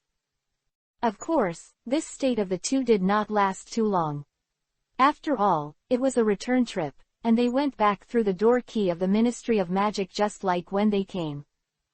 However, what surprised Dumbledore and Hermione was that Seal didn't make a big fuss about asking Fawkes to come pick him up this time. Even the ancestral relief of holding a trash can in the past was not shown. Although his face was as pale as paper, he still stood firm and said that he had nothing to do. Dumbledore and Hermione, who knew him, were very surprised by Seal's state of affairs, but they didn't know how to describe it. It's best to say Dumbledore's sentence that the power of love is so great. Sex. Of course, the two who had returned to England had no time to take care of Dumbledore at this time. Although Seal was still pale as if he had been dead for several days, he was able to bid farewell to Dumbledore without changing his face. The reason is very simple. Shire wants to go shopping with Hermione, and the reason is also very simple, to bring back some souvenirs for both parents. However, it is precisely the situation that the two people who have just established their relationship do not want to return home so quickly, even though their home is not far away. How could Dumbledore, who is like a human being, not be able to see the careful thoughts of the two of them, but after smiling and instructing to pay attention to safety, he waved back to say goodbye to the two of them. Just when Dumbledore was about to leave, Seal seemed to remember something, and hurriedly grabbed Dumbledore, who was about to leave, and after whispering a few words in Dumbledore's ear, then satisfied, Dumbledore let go. Dumbledore glanced at Seal helplessly, snorted angrily, then turned around and walked towards the Ministry of Magic that had just come out, waving his hand to tell Seal to hurry up as he walked. Hermione watched the Master and Apprentice's annual drama with some curiosity, until Dumbledore was far away, and then Hermione pulled Seal curiously and asked questions. "Charles, what did you just say to Professor Dumbledore? Why is the professor back?" Hearing Hermione's angry forehead question, Seal didn't mind either, but he replied with a good-natured smile, "It's nothing. Just ask the teacher to help you apply for a license to perform magic outside the school. After all, I want to be you." The teacher. Hearing Ciel's words, Hermione was a little moved for a while, but when Hermione saw the malicious smile on Ciel's face, she suddenly thought of the ambiguity between the two of them yesterday.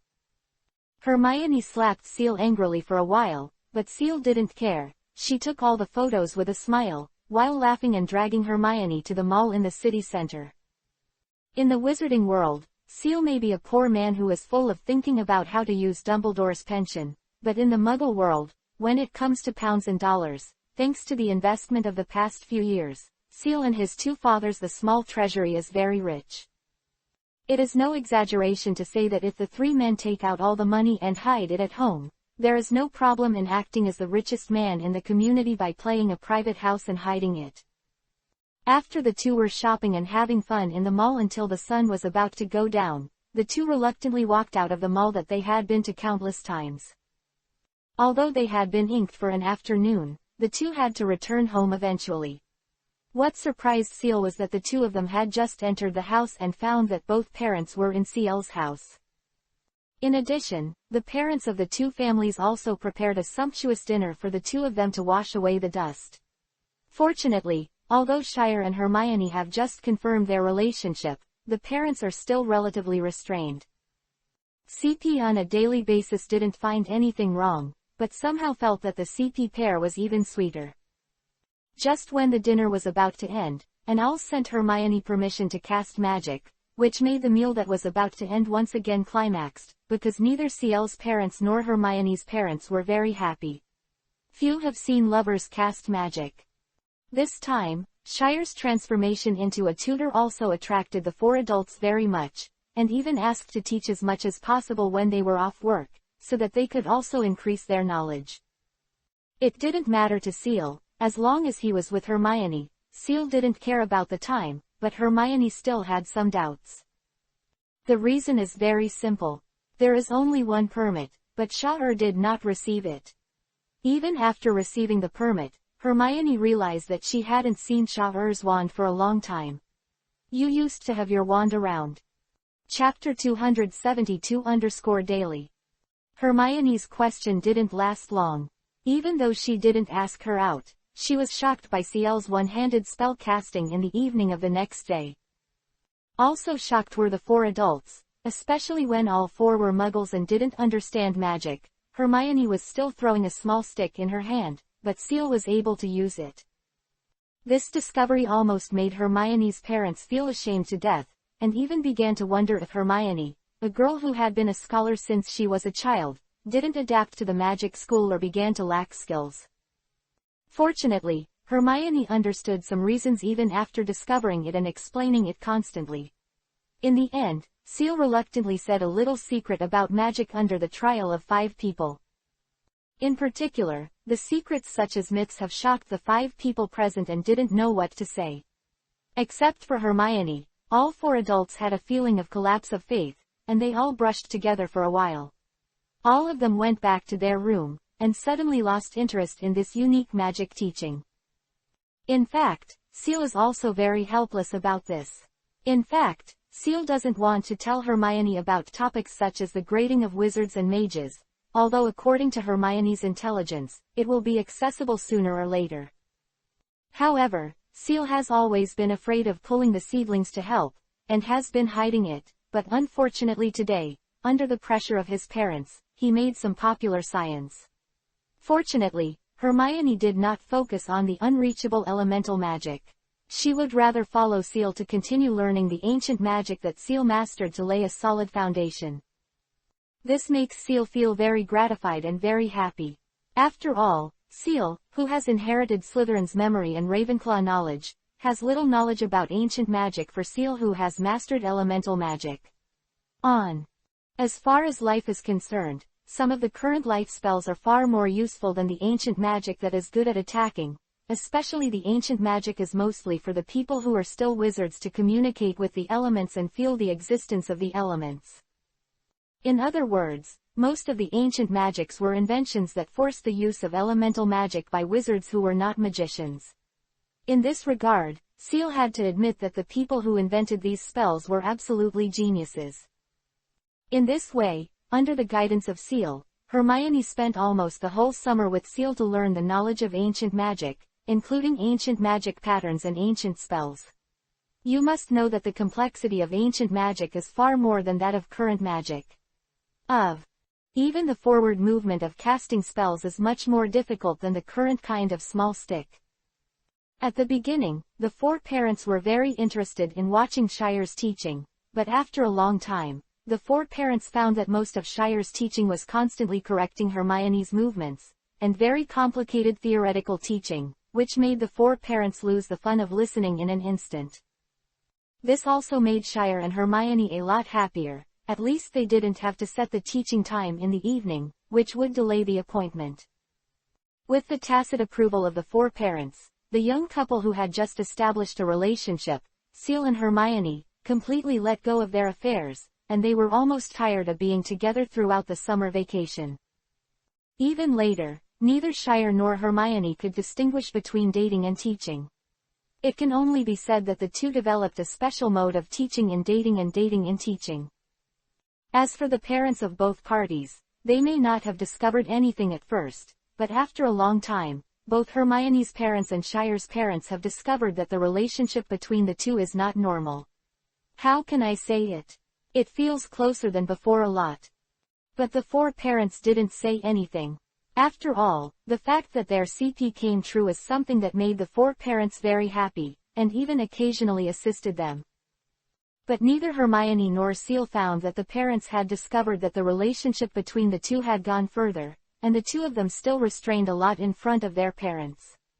After all, Seal was still a heavenly soul in his bones.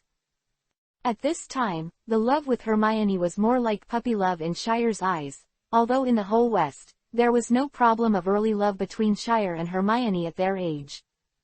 As for Seal, the only thing I can say is that whenever it's dead at night, Seal lies in bed and thinks of the oath he made when he first met Hermione that he would never be a loli, and his face hurts a lot. To the original Momonosuke, he was even more ashamed and wanted to find a hole in the ground to get in and never come out again in this life. Fortunately, no one knows about Seal's careful thoughts, which also allows Seal to continue to live happily in this world. Otherwise, it would definitely be a real social death scene. Anyway, Fangjung's current Seal, it smells right. Time passed quickly in the sweet teaching of Shire and Hermione, and even Shire did not admit that this summer vacation was the happiest and most leisurely summer vacation after studying at Hogwarts. Of course, during the period, the two did not forget to write letters to their good friends to exchange feelings, especially Sirius, who was very interested in Sirius after Charles returned from Paris. After all, the other party still owes him a lot of money, but what makes Seal angry is that after the first few times, this guy didn't know where to go and didn't reply, but he finally replied and even wanted to use the package to round Seal. Go to a Quidditch World Cup with the Hermiones to pay off debts. This made Seal refuse mercilessly. Seal, who knew the plot, knew that the Weasleys would definitely invite him and Hermione to shut up Sirius. What's more, there will be a Death Eater attack in the Quidditch World Cup. Hermione's parents are muggles themselves, and it is absolutely impossible to single out a wizard when they are in danger. What's more, compared to the strange game rules of Quidditch, both Shire and the two men felt that football and basketball were much better than this strange Quidditch. Especially the two fathers, after learning some things about the wizarding world at the beginning of Shire's school. For Quidditch, a sporting event that is popular in the wizarding world, the only thing that can attract the two fathers may be the magic broom. As for the rules and competition, sorry, the two fathers said they prefer Muggle events. After all, the great uncertainty is far better than the personal heroism of Quidditch. After all, the Jedi flop is a golden snitch. It is difficult to appear under the blessing of 200 points. In view of Ciel's stern refusal, Sirius finally sent a small bag helplessly. When Ciel received the small bag, Jin Gallion, who could be piled up into a hill in the bag, was almost left with excitement. Tears. Of course, Ciel's excitement didn't last long. After repaying Dumbledore's loan, the Golden Mountain that was originally missing a dime was mercilessly confiscated by Ciel's mother and given to Hermione in front of Ciel. And repeatedly told Hermione to watch Ciel spend money. Chapter 273_The Burrow. As Ciel expected, just a few days before Sirius sent Jin Gallion in the mail, Ron's letter was sent through Little Pig. The letter clearly stated that his father had bought tickets to the Quidditch World Cup finals through the Ministry of Magic, and invited Shire and Hermione to go to his house for a few days in advance to watch the game together. After discussing with their parents, Shire and Hermione immediately wrote back letters to agree, and Ron responded quickly, saying that he and his two brothers would pick up Shire and Hermione tomorrow. Unlike Hermione, who was excited to meet a good friend and go to the Burrow to play, Shire was more fortunate. Since they confused dating and teaching, Shire and Hermione have recently been almost using the nearby play area. Played everywhere. Even Diagon Alley was not spared. After this wave of operations, the one that Ciel expressed the most nostalgia for was the app kangaroo that Ciel hated the most in his previous life. As for the reason, it is simply too simple. Although a kangaroo app is very easy to make people fat, I have to admit that the fun things in a city can basically find traces on it. At least I don't have to wander around the streets like now, and I have to endure the ambiguous eyes of my parents from time to ask where there are fun things. This wave of invitations from Ron solved Ciel's worries very well, and also solved Ciel's feeling of nostalgic for technology. In the past few days, Ciel has really appeared several times whether to abandon the demons. Business idea. After a day of teaching, Hermione went home excitedly after having dinner at Shire's house, and said that she would come over and wait for Ron's arrival with Shire in the morning. As for the luggage, there is no need to pack it. Thanks to the fact that Ciel's small suitcase contains almost everything, Hermione and Ciel have no such troubles at all. Early the next morning, the two had just eaten breakfast when the doorbell of Shire's house rang. Hermione ran over to open the door excitedly, only to find that Ron and the twins were wearing awkward Muggle clothes. Shire and Hermione greeted Shire and Hermione with a smile at the gate of the station gate. After some courtesies, Charles picked up the small suitcase and was ready to set off with Hermione. It's just beyond Ciel's expectations that the means of transport that several people are taking is not a magical tool for the Ciel phenomenon. When Ron and the Gemini excitedly brought Ciel and Hermione to the entrance of the subway station, both Ciel and Hermione looked surprised. As for Ron and Gemini, they had excited expressions on their faces. The three people who were born in a magical family were full of curiosity about things like Muggle subways. Even on the subway, the three of them kept asking Ciel and Hermione everything about the subway. Fortunately, Ciel and Hermione had enough knowledge, and they could barely answer the questions of the three curious babies. As for the look that other people on the subway looked at Ron who had just entered the city, Ciel said that as long as I was not embarrassed, it would be others who were embarrassed. What's more, the three of Weasleys were still in the excitement, completely unaware of the gazes of other people on the subway. When the five finally showed up at the door of the leaky cauldron, Ciel knew that all his illusions about the magical transport that the Weasleys were coming to pick him up had been disillusioned. After honestly following a few people standing in the fireplace and shouting the Burrow, with a burst of warm flames, Ciel came to the Burrow. One thing I have to admit is that compared to the door key and apparition, the long-distance movement method of flow powder is simply too comfortable. At least this time, Seal has no symptoms of discomfort, and his face is dark. Came out of the Weasleys' fireplace. As soon as Seal came out, he waved his hand to give himself a fresh cleanse. After his face became rosy again, before he came to complain about the only drawback of flow powder, which is not very hygienic, he was given a warm embrace by a warm embrace. Hugged. Oh, boy, long time no see for dinner. I just made a lot of delicious food. If you're hungry, hurry up and eat at the table. I told that bad boy Ron to clean the fireplace. That little bastard must be lazy. Mrs. Weasley held Seal like a barrage of cannons and kept talking in Seal's ear. Charles did not dislike Mrs. Weasley's enthusiasm. Charles, who had read the original book, knew that Mrs. Weasley was a great mother and a warm-hearted person. She smiled and hugged Mrs. Weasley before answering Mrs. Weasley's question. Don't worry, Mrs. Weasley, I've had dinner with Hermione at home, but I'm looking forward to your dinner, knowing that Ron has praised your craftsmanship in front of me more than once. Hearing Seal's words, Mrs. Weasley's face was full of smiles. After letting go of Seal, she waved her hand with a smile. Come on, I understand that little bastard, but there will be a big meal in the evening. You can look forward to it. Quote. Ron just walked out of the fireplace when he heard his mother talking to Charles about herself, couldn't help blushing, and shouted, Mom. In shame.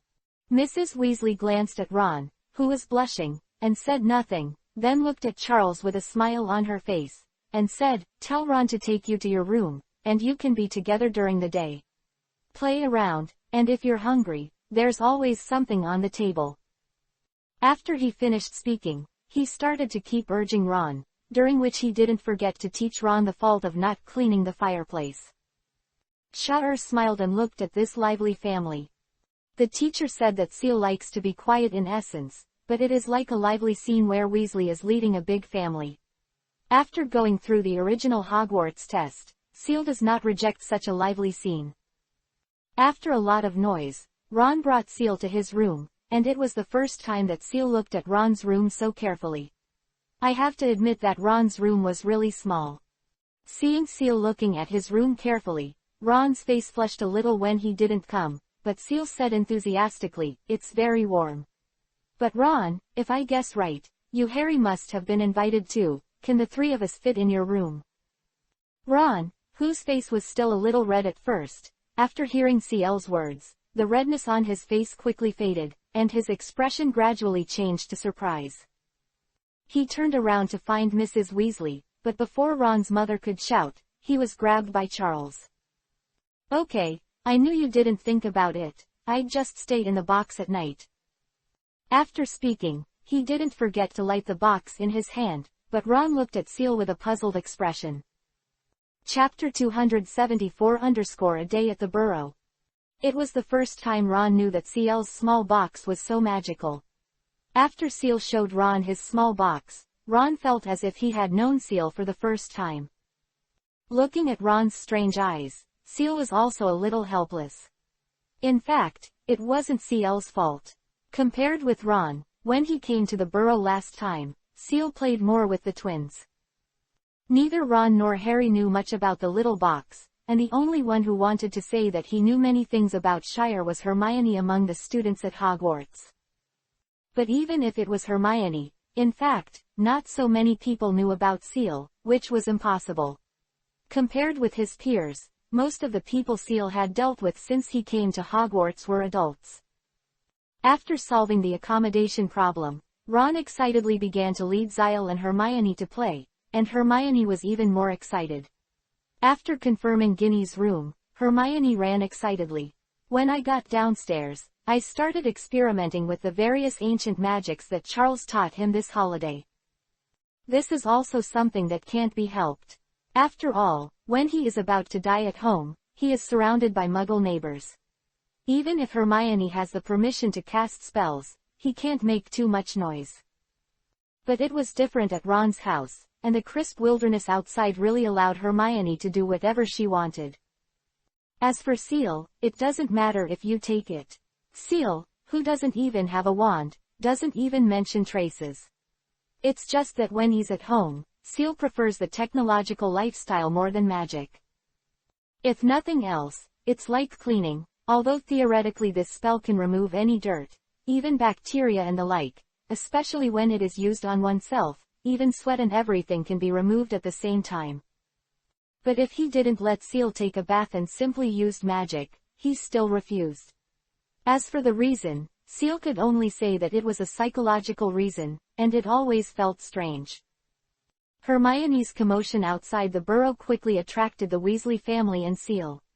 When Seal came to the courtyard of the burrow, he saw Hermione standing in the air on the hurricane. The wand in his hand wrote one ancient magic pattern after another along with Hermione's waving. There were more and more magic patterns written by Hermione in the air, and eventually they gathered together and slowly formed a huge red fireball that stopped in front of Hermione. The Weasley family around Shire were all surprised, especially Mrs. Weasley. As someone who has been in the wizarding world all her life, she recognized at a glance that Hermione was using an ancient magic. But she didn't know much about ancient magic, so she could only look at Hermione worriedly, wanting to stop but not knowing where to start. Seeing Hermione's appearance, Seal let out a helpless sigh of relief. He didn't dare to say anything else. After getting along for so long, Seal knew that this girl was definitely on top. Hermione, who had never used ancient magic, had no idea of the power of ancient magic. Seeing that there was no one around the burrow, her mind was full of wanting to experiment with her magic, but she didn't expect the consequences. Seeing that Hermione was still in a state of excitement, Seal walked out helplessly and snapped his fingers. With the snapping of his fingers, the fireball that had been gathered by Hermione at first disappeared without a trace. Even the hurricane that was dragging Hermione disappeared all at once. The sudden change suddenly made Hermione panic, but after a brief sense of weightlessness, Hermione fell into a warm embrace. Looking at Hermione who was still in his arms, Seal gave the girl who was still bewildered a head scratcher. "Damn girl, are you trying to smash the neighborhood of Ron's house?" Listening to Seal's scolding, Hermione stuck out her tongue embarrassingly and tried to get through, and then she seemed to have reacted. Boom. Boom ping. Seeing Hermione's appearance like this, Seal patted his head helplessly, and remembered one thing: his mother's light was taught, and he forgot about the power of science. After a simple science with Hermione, Hermione also realized what she almost did, and hurried to the Weasley family to apologize. Fortunately, no one wanted to blame Hermione. On the contrary, the male children of the Weasley family became interested in the magic that Hermione used just now, and began to ask questions around Hermione. On the other hand, Mrs. Weasley, who had been standing by the side, had a dignified expression, stopped her children, and looked at Hermione with a worried expression. "My child, you can use magic here, but you just used ancient magic. You must know that the Ministry of Magic has a graded test for children. It is very difficult for Arthur and I to help you stop the ancient magic you used." Quote. Hearing Mrs. Weasley's words, Hermione froze for a moment, then laughed again, took out the permit that Dumbledore applied for from her arms and handed it to Mrs. Weasley. "Don't worry, Mrs. Weasley, the Ministry of Magic won't bother.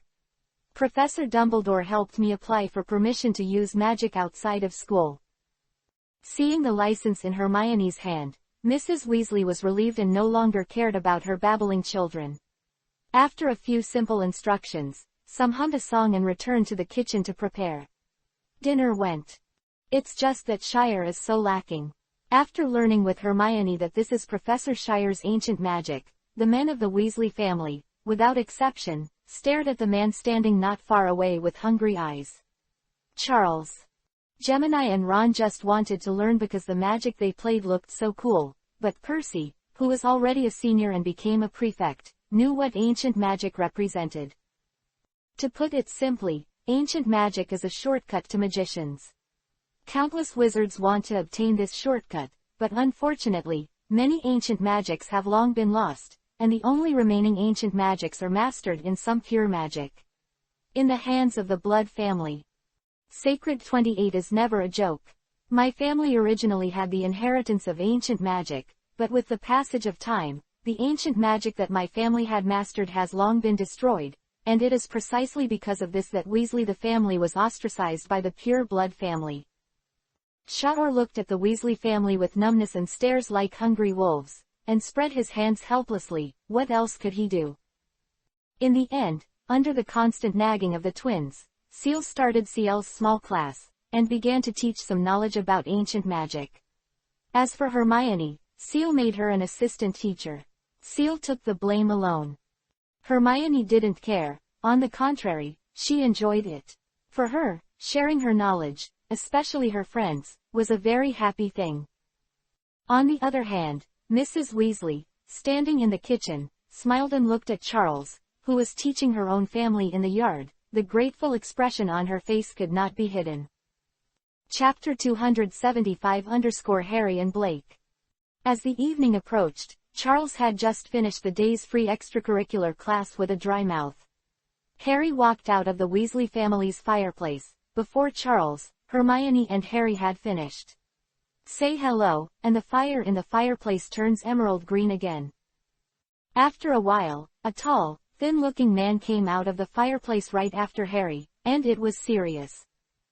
Compared to the last time we met, Sirius looked a lot cleaner.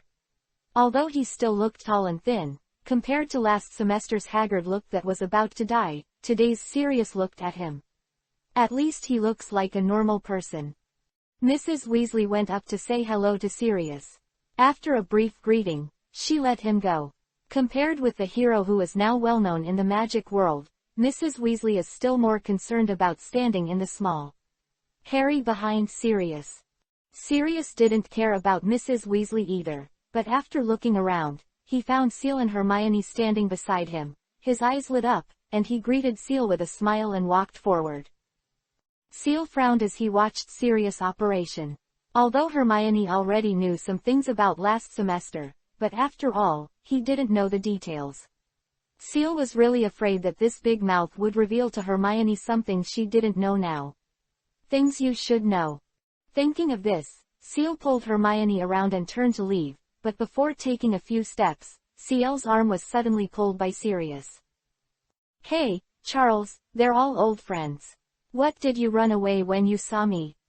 Ciel, who was being held back, looked at the excited Sirius with a little embarrassment, and smiled helplessly. No, didn't this suddenly remind me of something? Hearing Ciel's words, Sirius rolled his eyes and didn't answer. He didn't believe that Ciel, who was as smart as a little fox last semester, would be inexplicably excited. Then he looked at Ciel with a blank expression on his face. Cute Hermione, Sirius knew what was going on at once. After what happened to Min-I, a wicked smile appeared on Sirius' face immediately. Looking full of stubbornness, he swept Shire and Hermione with an ambiguous look. With a voice that everyone could hear, he seemed to be speaking very calmly. Charles, I remember that you didn't agree to come to the World Cup, and you took a lot of money from me. I also thought that I was worthy of being Dumbledore's apprentice, and I must take you to see the difference when I have time. The scenery. Quote. After he finished speaking, he looked at Shire and Hermione with a look of good drama, as if waiting for the next thing to happen. But what surprised Sirius was that the good show he was looking forward to didn't seem to happen. After Ciel sneered disdainfully, he replied in a very sharp tone. I'm sorry, as a child from a Muggle family, I can still tell the difference between the World Cup and Gin Galleon. As for the different scenery, I think you should watch it yourself. After all, I don't look like a certain I have nothing to do as a single dog, not to mention that I have already handed in. Quote. After hearing Ciel's answer, Sirius, who was still thinking of watching a good show, instantly felt an arrow in his knee, gave Ciel an angry look, then turned and left. Even the thought that originally wanted to talk about some serious business with Sha'ur was temporarily suppressed by Sirius. After seeing Sirius leaving in a fuss-free manner, Ciel laughed disdainfully. Want to cheat Xiaoyi? Do you really think I was the master of the great Yin-Yang family back then? You must know that I was Zhu and Qi back then. Years, those whose parents are alive. Hearing that Ciel was talking about something she didn't understand in Yu, Hermione rolled her eyes helplessly, and didn't continue to pay attention to Ciel. It was some strange ritual between boys, and she turned upstairs and went back. Said the room.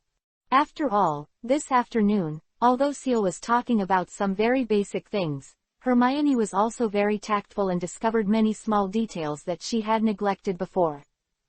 Seeing Hermione turn away from him, Seal was relieved, and slowly caught up with Sirius to ask him to understand. He would not believe that Sirius, a middle-aged old man, would come here just for the sake of being fine. Lose yourself a few words. As expected by Seal, when Seal found Sirius again, this guy was staring blankly at the surrounding environment in the Weasleys' yard, not knowing what he was thinking. Seal walked slowly to the vicinity of Sirius, and then slowly said, "Tell me, what is the matter? I don't believe that you came to me simply to hurt me." A few words. Hearing Ciel's words, Sirius smiled for no reason, then continued, "Maybe I just want to hurt you."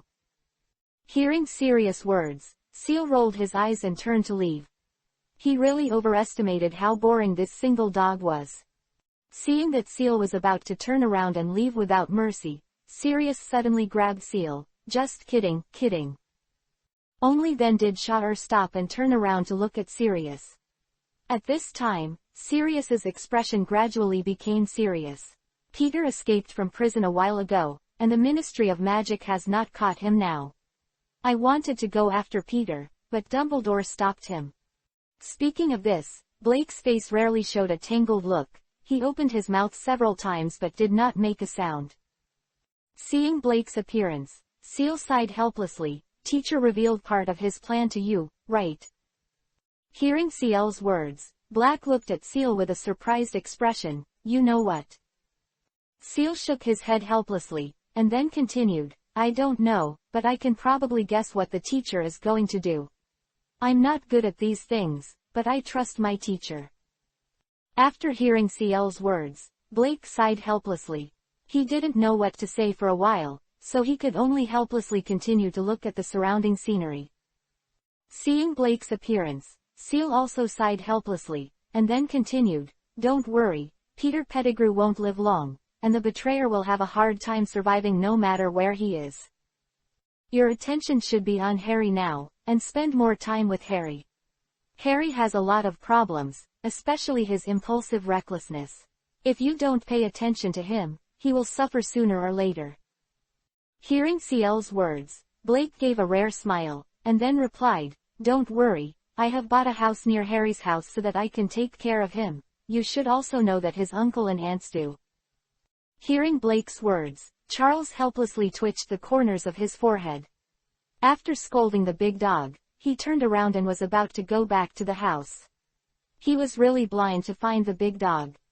Just as Ciel was about to push the door into the room, Blake's voice rang out again. "By the way, Ciel, Dumbledore wants me to give you a message, and I want you to pay attention and don't be too public." Chapter 276 _ The Days of the Burrow. Hearing what Blake relayed, Ciel was stunned for a moment, and immediately understood the meaning of Dumbledore's words, so he had to keep a low profile. After all, since this World Cup, Voldemort's minions have become active again. The more his own strength is exposed, the more fully prepared Voldemort's side is. Of course, Charles knows this. In fact, there is no need for Dumbledore to specifically say that. As long as he knew that the connection between the Horcruxes is not very big, Ciel had already made a plan when he faced Voldemort. If Ciel guessed correctly, among the current Voldemort information, only one of the Earth element and Fire element has information about him, and the others should be unknown.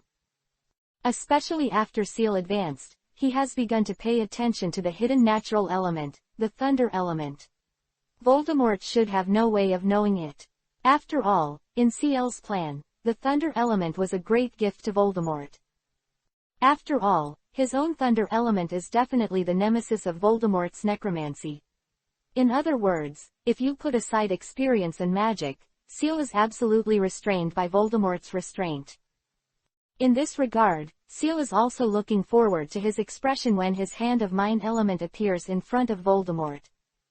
Ciel didn't pay much attention to Sirius's message. He just raised his hand and waved it. After a simple answer, Ciel walked into the room calmly. On the contrary, Sirius was stunned for a while looking at Seal, who entered the room, then shook his head helplessly and smiled.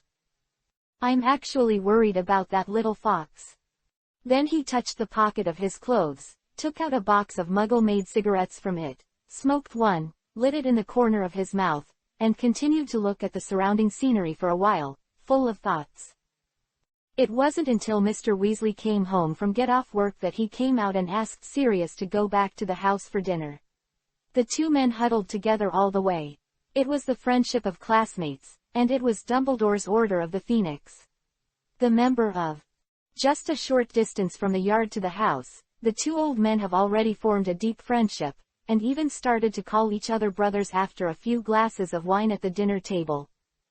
Seal looked at Sirius, who was bragging with a glass of wine in his arms with some disgust. After shaking his head helplessly, he focused on enjoying the food in front of him. "I have to say that Mrs. Weasley's craftsmanship is really good, probably because of the large number of guests, coupled with Mrs. Weasley's character. Charles always felt that after this meal, Mrs. Weasley definitely put a lot of effort into it. The only thing that is a fly in the ointment is Mrs. Weasley's enthusiasm." At the dinner table, Charles felt that reality had returned to the feeling of going to his grandparents' house in a previous life. "That's because you're afraid that you won't be full. If you can't eat, you'll have to stuff it a little bit." Fortunately, Charles doesn't hate this feeling. In addition, Mr. Weasley and Sirius are still constantly adjusting after drinking a little wine. Atmosphere. In the end, it was only when Seal and Hermione spread their stomachs on the sofa to contact this wonderful dinner, and the two could still lie on the sofa with their stomachs humming, and Harry was more miserable. As Mrs. Weasley's most distressed cub, Harry still didn't know how to respond to Mrs. Weasley's concern. At this time, Harry was lying still on the sofa. Fortunately, the children in the Weasley family are relatively experienced in dealing with such a situation. After eating, Percy saw the situation of the three of them and turned around without saying a word. "People, drink it, it will help digestion, at least it won't be as uncomfortable as it is now." Without saying a word, Seal and Hermione drank the potion that was suspected to be a stomach-relieving tablet in their hands. Let alone the indescribable taste of other potions, this potion tasted sour. Sweet and sour, and delicious. It was Harry who was more difficult. After hearing Percy's words, Harry helplessly shook the potion in his hand, and then said with difficulty, "Wait for me to digest it. I'm afraid that I will drink it now and then I will end up in the middle of nowhere. Spit it out." After hearing Harry's words, whether it was Seal, Hermione or the Weasley family's children holding their stomachs and laughing, even Harry's face showed a silly smile.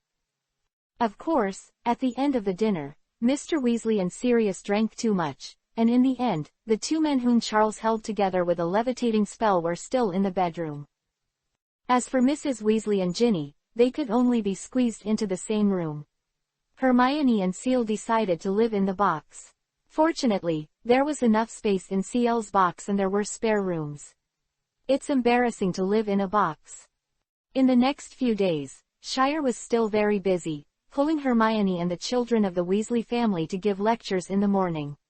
Hermione, as a teaching assistant, completed her mission very well.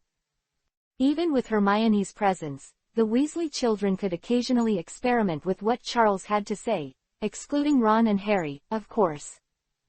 Compared to the boring ancient magic that Charles tells about, the two boys are still more interested in the upcoming Quidditch world. When Charles is teaching, the two will have a hearty game in the open space behind the house. The two-player Quidditch duel. As for the result of the duel, it can only be said that it is like Ron playing wizard chess. On Quidditch, no one in the room can beat Harry. This is a talent and there is no way. As for the leisure time in the afternoon, Shire and Hermione were mostly helping Mrs. Weasley with some trivial things in life, while taking the time to tell Hermione about new knowledge of ancient magic. Just like in the past when the two of them were playing while taking classes, Seal could always find teaching materials from the most inconspicuous places in his life. Even after a few days, even Mrs. Weasley felt that she had benefited a lot. You must know that as the foundation of current magic, Some knowledge of ancient magic can also help people use magic better today, and the magic pattern class is the best. Prove. As for Sirius Black, the morning after that grand dinner ended, Charles helped him reminisce about last night's drunkenness in front of Black. It also corresponds to that sentence. Don't be afraid of getting drunk, just be afraid that someone will help you remember how you looked after being drunk the next day. In the end, Blake couldn't escape this iron law, which was similar to the true fragrance law. He blushed under the memory of CL's forced help and left the words, "Wait until the morning when the World Cup starts," before running away. Ignoring the laughter of the little guys behind him, of course, if Blake paid attention, he would definitely find that among the group of little children who laughed at him, the loudest was actually his favorite godson, Harry. Chapter 277 _ The start of the World Cup. After a few happy days at the Burrow, the Quidditch World Cup is finally about to begin, and Mr. Weasley came home from get off work early in the evening to announce the good news. Sirius also sent a letter to Harry in the afternoon, telling Harry that he would be waiting for them at the campsite, and in the letter he showed off a wave of the Black family tents, which also made whether it was Charles or Harry. Both Lee and Ron expressed unusual expectations. Everyone went to bed early in the evening. After all, nothing could delay tomorrow's trip. The only difference was that compared to the World Cup that the Weasleys and Harry were looking forward to, Shire and Hermione were more looking forward to it. It's just a different magic camp. In the early morning of the next day, before dawn, the sleepy Seal was called by Hermione. Looking at the neatly dressed Hermione, Seal felt a little speechless for a while, and did not know this girl.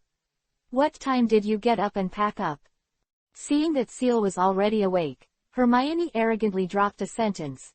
"Get up, Mrs. Weasley has already made breakfast, and we will leave when we finish breakfast." After that, he walked out of the box holding the wand for lighting.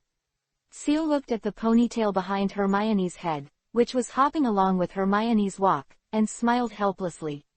It could be seen that Hermione was in a pretty good mood at this time.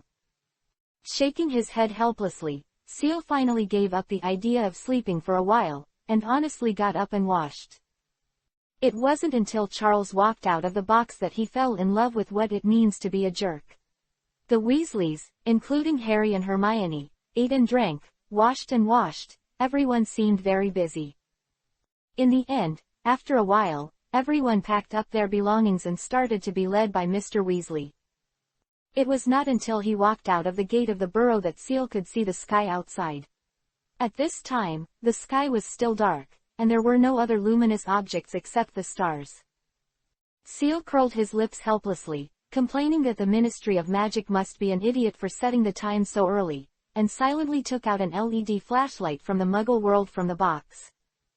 When a dazzling white light completely illuminated the dark path, whether it was Harry, Hermione or the Weasleys, they were all shocked by the LED flashlight in Shire's hand. After all, this thing is considered a rare thing in the Muggle world, let alone a wizard family who doesn't know anything, especially the twins. The instant the flashlight is lit up, the reaction is that this thing is comparable to fluorescent flickering. Much easier to use. Even Mr. Weasley was very interested in the flashlight in Shire's hands, which was better than magic. If Shire hadn't promised to give Mr. Weasley a flashlight that was exactly the same, taking this into consideration, not rushing on the road, but discussing this strange thing in the hands of Seal. Finally, under the leadership of Mr. Weasley, several people came to a dark wood. There were already 2 people in the woods waiting for Mr. Weasley. "Good morning, Mr. Weasley, you are so late." "Sorry, Diggory, there are some kids who prefer to stay in bed." After the 2 were polite for a while, Mr. Weasley began to introduce to everyone, but Charles had no intention of listening to the 2 adults. As for the simple reason, Seal didn't remember until this time, the fucking way to the World Cup venue is the door key. That hapless door key that can make Seal ascend to heaven. The most important thing is that the door key is also a goddamn worn boot. Just when a few people were courting, Charles cautiously approached Hermione and said in Hermione's ear, "Hermione, do you think I can ask Fox to take us to the venue now?" Originally, Hermione's face was flushed by Ciel's sudden approach, but when Hermione heard Ciel's words, she couldn't help rolling her eyes.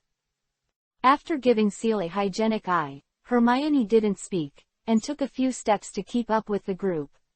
As for Ciel, who followed behind the group like an eggplant hit by frost. Unimportant. At this time, Ciel had even begun to figure out how he could not be so conspicuous if he teleported to the venue by using the thunder element, but when Ciel's plan was clearly arranged and even the forgetting curse was arranged, he realized that it seemed that I don't even know where the venue is. This time, Ciel was even more pinch-struck. Repeatedly, as if he had lost his soul, he followed behind the team. Ciel's appearance was very fast. Harry and Ron discovered the wine glass, and the two quickly caught up with Hermione. "Hermione, what's wrong with Shire?" Harry asked worriedly. Hermione looked back at Ciel, who looked like a walking dead, and shrugged helplessly, saying that she didn't know what happened to Ciel. Until the sky turned white, everyone came to a bare mountain top, where a worn boot stood alone on the top of the mountain. The moment she saw the boots, Hermione already understood why Ciel was like an eggplant beaten by frost, and why Ciel would ask herself about Fawkes. Taking advantage of Mr. Weasley telling everyone what a port key is, Hermione sneaked up to Ciel's side, and patted Ciel, who was still pinching, a little funny. "Well, accept your fate, it will be here soon." Hearing Hermione's ridicule, Ciel suddenly became more pinch, and replied a little annoyed, "I knew I wouldn't have breakfast this morning." Hearing the words, Hermione, who was originally amusing, finally couldn't help but burst into laughter. Fortunately, both of them were at the back of the team at this time, and no one paid attention to their small movements. In the end, Mr. Weasley greeted the two, and Ciel stood listlessly beside Hermione and reluctantly touched the worn boot with his hand. Ron and Harry, who were standing opposite Ciel and Hermione, saw the appearance of Ciel and Hermione. After the two looked at each other, Ron said to Harry in a low voice uncertainly, "Harry, Shire and Hermione." Ron didn't finish his words. Harry already understood what he meant, but he didn't speak, just shook his head. After thinking for a while, Harry was about to answer when suddenly he felt as if his belly button was hooked by a big hook, and the whole person began to be continuously rotated by the big hook. When Harry stepped on the ground again, alleviating the dizziness caused by the big hook, when he opened his eyes, he saw at first sight that he was kneeling on the ground in a forward-bending posture and was constantly vomiting. Shire with Rainbow. Hermione was behind Ciel, with a funny and helpless expression, and continued to help Ciel by knocking on the back in an attempt to relieve Ciel's symptoms. Chapter 278-Campsite. When Ciel regained his strength and raised his head to look around with a pale face, his pale complexion suddenly turned black as if it was too low. "Why are you looking at me like this?" Charles gritted his teeth and looked at Harry and the Weasleys. As for the reason, it was very simple that both Harry and the Weasleys looked at Shaw with pitiful eyes. "You." Especially Harry and Ron, in the impression of the two, Ciel has always been the kind of person with no weaknesses. No matter what kind of opponent Ciel encounters, he can go up and wrestle with each other, but today's the appearance of Ciel bending forward in frustration really shocked the two of them. Seeing Ciel's gritted inquiries, the twins looked at each other, then stepped forward and patted Ciel on the shoulder, shook his head and said nothing. Seeing this, Harry and Ron followed suit and went up to pat Charles on the shoulder. They shook their heads and said nothing. Mr. Weasley opened his mouth several times to comfort him, but closed it again. Mouth. In the end, his face flushed and he said, "It's okay, Shire, brooms are also a good way to travel. Although it's a little slower, it's comfortable anyway." With everyone's comfort, Ciel's complexion became darker and darker. Finally, after holding back for a long time, Ciel gritted his teeth and looked at everyone with a bad expression. You, listen, don't make me beat you in the happiest place in the world." Hermione, who was originally standing behind Ciel, had already tried very hard to restrain herself from laughing when the Weasleys and Ciel stepped forward to pat Ciel on the shoulder. But as soon as Shire's words that were written as a threat and read as a rant were spoken, Hermione couldn't hold back her smile any longer, and started laughing continuously while covering her stomach. Hermione's laughter soon infected everyone present. Harry and the Weasley family laughed ha ha ha, only Seal looked at everyone helplessly. What can Charles do? Seal is also very helpless. For the first time since Seal, who liked magic very much, has encountered magic that he hates for the first time since he came into contact with the fast-moving method of the magic world. For some reason, Seal felt that if he had a system or something, he could definitely achieve an achievement that only hurt himself. After a group of people laughed for a long time, Harry and Ron stood in front of Seal and began to comfort Seal. Okay, don't worry about Seal, it's the first time we saw you like this, we just reacted a little bit, there's absolutely no intention of laughing at you. Ron said while trying to restrain the smile on his face, to make yourself appear more sincere. Ron is right, don't worry about Seal, after all, you were too mature at school. How should we put it, we really didn't expect you to react so much to the door key. Harry hurriedly took Ron's words and began to comfort Seal. If it wasn't for Seal, who was not blind and could still see the expressions of the two of them trying to hold back their laughter, Seal would really believe it. Too nonsense. In the end, Mr. Weasley came forward to help Seal, and began to urge everyone to continue on their way. After all, there was still a long way to reach the campsite. At the urging of Mr. Weasley, a group of people set foot on the journey again. After passing through a not-so-dense wood, a large sea of tents appeared in front of everyone's eyes. When he saw the sea of tents, Diggory took Cedric Root and everyone to say goodbye and parted. For the male protagonist of Twilight, Sister Zhongchu's mail ticket Shah was not very familiar with, and did not care too much. After saying goodbye to the two of them, Mr. Weasley began to lead the crowd through the sea of tents, looking for Sirius' tent. Don't dare to say anything else, the dazzling array of tents alone has really opened CL's eyes, and he has even begun to admire the brains of the wizards. No admiration, no normal person would make a tent look like a castle, even the walls of the castle and the pets in the walls. When Seal went a little deeper into the tent sea, Seal already felt that he was completely wooden. Castles and everything were younger brothers. Let's take a look at the tents of foreign wizards. The strange tents that completely violated the principles of mechanics made Seal feel at one time. Doubt life. If it wasn't for the fact that Seal was comforting himself along the way, these things were all about magic, and Seal felt that he couldn't even hold out until he found Sirius' tent. The crowd walked all the way. Just when Seal was about to get impatient, a very stalwart-looking black castle-shaped tent appeared in front of everyone, and there were two sculptures that looked like wolves at the entrance of the tent, one on the left and one on the right. Guarding the gate. Sirius Black was standing at the door and talking to a lot of female wizards. Mr. Weasley said hello loudly after seeing Black. After seeing the crowd, Sirius waved his hand at them very excitedly, and left the witches and wizards beside them and walked over to meet the crowd. Arthur, you are too slow. Come on, Blake, I think you're still so popular. Mr. Weasley and Sirius hugged each other as if they had not seen each other in a long time, and even started talking loudly. The witches and wizards who were originally around Black also left in twos and threes when they saw such a scene. It was not until after the group of witches left that Black breathed a sigh of relief. Arthur, I have to say, it's so time for you to come. After finishing speaking, Sirius led everyone to the tent, introducing the supporting facilities of Blake's ancestral tent while walking. None of these Seal listened to him. Looking at the excited Blake, Seal poked Harry next to him and whispered in front of Harry with a wicked smile. Hey, Harry, it looks like your godmother is still going indefinitely. As Seal's voice fell, Seal managed to get a big white eye from Harry and Hermione, who heard Seal's teasing, plus Hermione's 360-degree rotation on the soft flesh around Seal's waist. Massage. The little episode on Seal's side didn't affect Blake's interest at all.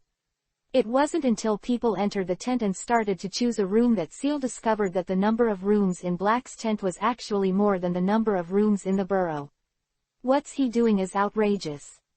Before Seal could choose, Blake leaned forward and looked at Seal, who was standing at the door. How about Seal? Do you regret not agreeing but my invitation? you must know that my tent is the entire wizarding world is one of the best. Hearing Blake's ridicule, Seal rolled his eyes angrily, dragged Blake to the outside of the tent, pointed to the Egyptian campsite opposite and said, "Before you say this, I suggest you look at the other side. Pyramid tent." After speaking, Seal, regardless of Blake's expression, happily opened the tent and walked in again. Chapter 279 _ The start of the World Cup. The Quidditch World Cup is played at night, and for wizards without radio and television, live viewing may be the only way to keep track of the progress of the game. It's still some time before the World Cup kicks off, and Mr. Weasley was ready to start lunch at Zhonglu after everyone had chosen a room. Mr. Weasley, who likes Muggle things, always wants to follow the Muggle method to complete a pure camping-style lunch.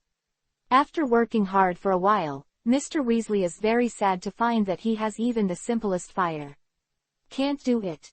Fortunately, at this time, Shire stood up to replace Mr. Weasley, and used the kitchen built in the Black family's tent to give everyone a very authentic and hearty traditional Chinese meal. Fortunately, Sirius was very well prepared, and there were almost everything in the kitchen. Otherwise, considering Seal, he would have to take out instant noodles from the small box and let everyone taste the instant food from the Muggle world. After he finished his lunch, Seal slipped out of the tent by himself in the name of Xiaoxi and started walking around constantly. The others also went out to play in 2s and 3s. Hermione originally wanted to go for a walk with Seal, but was rejected by Seal. As for the reason for refusing, she couldn't let a little girl like Ginny go for a walk by herself. After thinking about it, Hermione agreed with Seal's statement, dragging Ginny and starting to wander among the surrounding vendors. As for Seal, while no one was paying attention, he secretly ran to the distance and began to use elements to feel everything around him. After all, Seal also knew that this World Cup would definitely go wrong. If it was just a few Death Eaters like in the original book, it would be better to say, even if Shire didn't do anything, he wouldn't be able to make any trouble. The most fearful thing is that all strange things other than Death Eaters will also be involved. Mixed in. Therefore, Seal felt that it was necessary to investigate in advance. But what made Seal feel helpless was that the entire campsite was too big. Although Seal worked very hard, he felt less than a third of the time in the afternoon. It was also very sad that no abnormality was found, which made Seal feel very depressed. What annoyed Seal the most was not that he didn't detect any abnormal information, but that Seal wandered to the Bulgarian campsite unintentionally, and saw that these foreigners actually printed the Bulgarian team seeker on the tent. Krumm's portrait. The most important thing is that this unfortunate avatar still moves. Krumm will look at everyone passing by, and then smile very evilly. For fans, this thing is definitely an eye-catching artifact. But to Seal, it's like someone opening your mouth and forcibly stuffing flies inside. Later, Seal decided to give up this unfortunate investigative act. He should eat and drink. It's a big deal. The soldiers will block the water and cover with the earth. Anyway, the sky is falling and there are tall people. What's more, he had already written to his teacher a few days ago, and Dumbledore also explained that Fawkes would be called on standby 24 hours a day during the Quidditch World Cup. Seal can only be satisfied with this result. If it hadn't been for Grindelwald's need to hide the fact that he had escaped from prison, if Seal wrote a letter to Grindelwald, according to Grindelwald's temper, it would not have been taken into account. What ushered in the beginning of Voldemort's return? The pattern in the sky with a giant snake that looks a bit forbidden will definitely be replaced by this grumpy old man with a special effect of black gauze. Thinking of this, Seal couldn't help but once again complain that Voldemort and Grindelwald are really not comparable, and the signature B is a lot worse. Seal, who gave up his actions and complained frantically, had no psychological burden at all. After finding Hermione through the induction of the elements, Seal took Hermione and Ginny to play frantically at the venue. Stand up. Especially after the arrival of Seal, even though the golden galleons of Seal are all with Hermione, Hermione would not use the money at will without Seal by his side. It's Charles. What's interesting, I haven't seen it before. Black crumbs. Seal bought a lot. if it wasn't for Hermione and Ginny in the end, Seal almost wrapped up the things on the street vendor in black crumb. After strolling until the sun slanted west, everyone returned to the tent with great interest and began to share the results of the afternoon. Harry bought a few panoramic telescopes and shared them with everyone. Ron bought some sweets and snacks and distributed them to everyone, while Seal was very naive and distributed a lot of black crumb gadgets to everyone, and even finally attracted Ron and Harry to quietly pull heck 'em. Min asked for a long time if this crumb had offended Shire. The most annoying is Gemini. Everyone else is spending money. Gemini actually made a lot of money this afternoon, relying on their prank gadgets, plus there are many foreigners present. One afternoon, Gemini made a small fortune. It was not until the sun was about to set that Mr. Weasley came back with Sirius. As soon as the two returned, they sat in the living room of the tent and began to drink water continuously. After everyone's concern and inquiries, I learned that it turned out that in the afternoon, the Bulgarian fans and the Irish fans fought. Mr. Weasley, as a member of the Ministry of Magic, was pulled over to persuade him to fight. As for Sirius, it belongs to Mr. Weasley who caught the strong man. After the two rested for a while, they stood up and greeted everyone to the venue. After walking for a while, a huge sinking stadium appeared in front of everyone. At this time, the venue was already full of people. Seal and his party followed Mr. Weasley and began to climb the stairs. Their box was on the top floor, which was a relatively cheap box, but Shar thought it was great. After all, the top floor was able to stand tall and look far away, overlooking the entire stadium. As for the Malfoy family who came to find fault in the original book, it was no accident that they met. Old Malfoy, who was still trying to find fault, originally wanted to ridicule after seeing the very bright Shire and Sirius. In the end, his mouth was still honestly closed and he didn't say anything. As a human being, after a very difficult climb, he came to the box on the top floor. Shire was out of breath and missed the elevator in the Muggle world. Regarding Ciel's complaints, several friends who had lived in the Muggle world all agreed. Fortunately, in the end, they were collectively complaining, and there was nothing else. As for the reason, it is very simple. The World Cup is about to start, and the Irish team members just flew over the box of Shire's group on their broomsticks. Chapter 280-Misfortune. After the Irish team worked hard on the field, a lot of Irish goblins flew out of the air, and these goblins began to sway gold coins on the auditorium. Ron's eyes turned red with excitement when he saw this scene. He grabbed a lot of gold coins with his teeth and claws, and looked at everyone with a smirk. The meaning is obvious: I have made a fortune. The twins looked at Ron like this, shook their heads tacitly, and stood beside Ron. My dear brother Ron, if you're in the senior year, then your textbook will state one thing very clearly. Irish goblins gold coin. That's a magic gold coin. The twins spoke to Ron in a very tacit understanding. With the twins' words, Ron's originally excited face gradually became more and more depressed. Seeing that Ron gradually became depressed, the smiles on the twins' faces became more and more arrogant. Finally, after the two looked at each other, they pulled Ron's cheeks from left to right, and then said in unison, "They love to trick ignorant muggles with gold coin tricks like this." After the twins' words fell, there was a burst of happy laughter in the whole box. Of course, there was no Ron's voice in this laughter. In the end, Mr. Weasley couldn't stand it anymore, and scolded the Gemini for doing a good job and stopped bullying Ron, which ended the farce. Ron was sullenly holding a small handful of gold coins. He grabbed and made them back to Harry. Looking at the golden coins in his hand, Ron thought for a long time before he looked suspiciously at Harry and the people beside Harry. "Charles," I said, "is it possible that this thing is real gold?"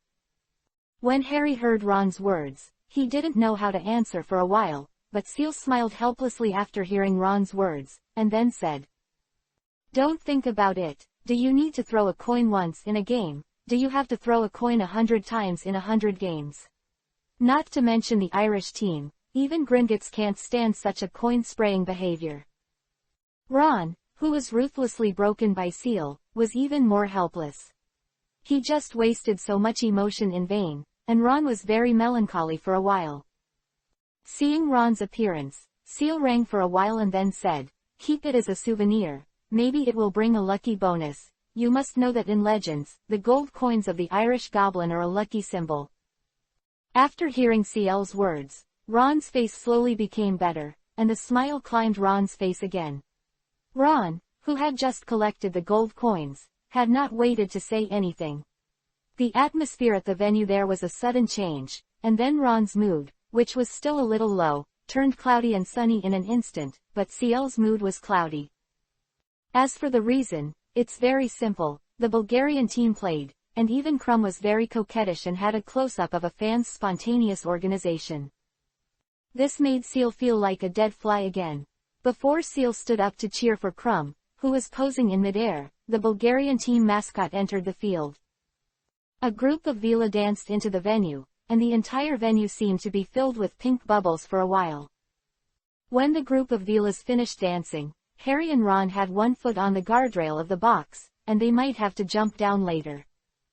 There is also Seal in the same posture as the two, but what is different from the appearance of the two waking up from a big dream is that Seal is swearing at Crumb, who is still posing in the air. He was drinking and booing wildly, and he didn't care about the Vila dancing at all. Harry and Ron, who had come to their senses, were also surprised by Seal. The two of them scrambled to pull Seal, who was still in Zon, back to the seat. With the exception of Seal, everyone was not there.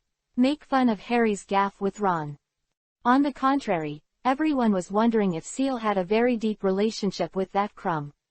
Just now, the appearance of Seal with all his firepower has really refreshed his understanding of Seal. Seeing that everyone was looking at him, Charles spread his hands innocently. "Why are you looking at me? Why don't you let me smack my opponent?" The people who were still a little puzzled thought about it and felt that there was nothing wrong, so they stopped paying attention to Seal, but Hermione pulled Seal's clothes, and said to Seal with some doubts, "When did you start talking about Quidditch?" "Interested." Seal also looked at Hermione with a puzzled expression. "I'm not interested, why do you ask that?" Hearing Seal's answer, Hermione was also stunned. "Isn't interested in you?" With Hermione's questioning, Seal's face turned darker and darker. "It's just not good for people, I just don't like him." Hearing Seal's rare childish answer, Hermione burst out laughing and slapped Seal, who didn't know what was sulking, and stopped paying attention to Seal. After Fuji's stinky and long speech, the whistle of the game officially blew, and the atmosphere in the entire venue reached a climax. Cheers and curses were mixed together, and it looked so lively. Even in the end, neither Shire, who didn't like Quidditch, nor the two girls who were not very interested in Quidditch joined the carnival. Just as the game was in full swing, when the two pursuers were chasing a duel all over the arena for the golden snitch, a huge hand suddenly appeared on the periphery of the arena opposite Seal. Just when no one could react, the giant hand slammed down heavily, grabbed the edge of the venue, and countless rubble iron frames fell down with the giant hand's grasp. The venue, which was still extremely warm, seemed to have been suddenly hit by the pause button, and suddenly became silent. Even the two sides who were originally in the game stopped, staring blankly at the edge of the venue. Giant hand. In just a short while, a huge head slowly protruded from the edge of the venue that was being held by the giant hand. I don't know who was the first to shout, "Cyclops." Then the entire venue suddenly became flustered, and the originally enthusiastic game scene turned into screams and calls for help. Just as everyone was fleeing in a panic, a few strands of black smoke suddenly appeared from below the stand. With the appearance of black smoke, people with high hats and skull masks appeared in the stands. Begin to indiscriminately attack people in the stands. People who had experienced Voldemort's time for a moment recalled who such a costume represented. After a shrill female voice screamed a Death Eater, the entire venue became more and more chaotic.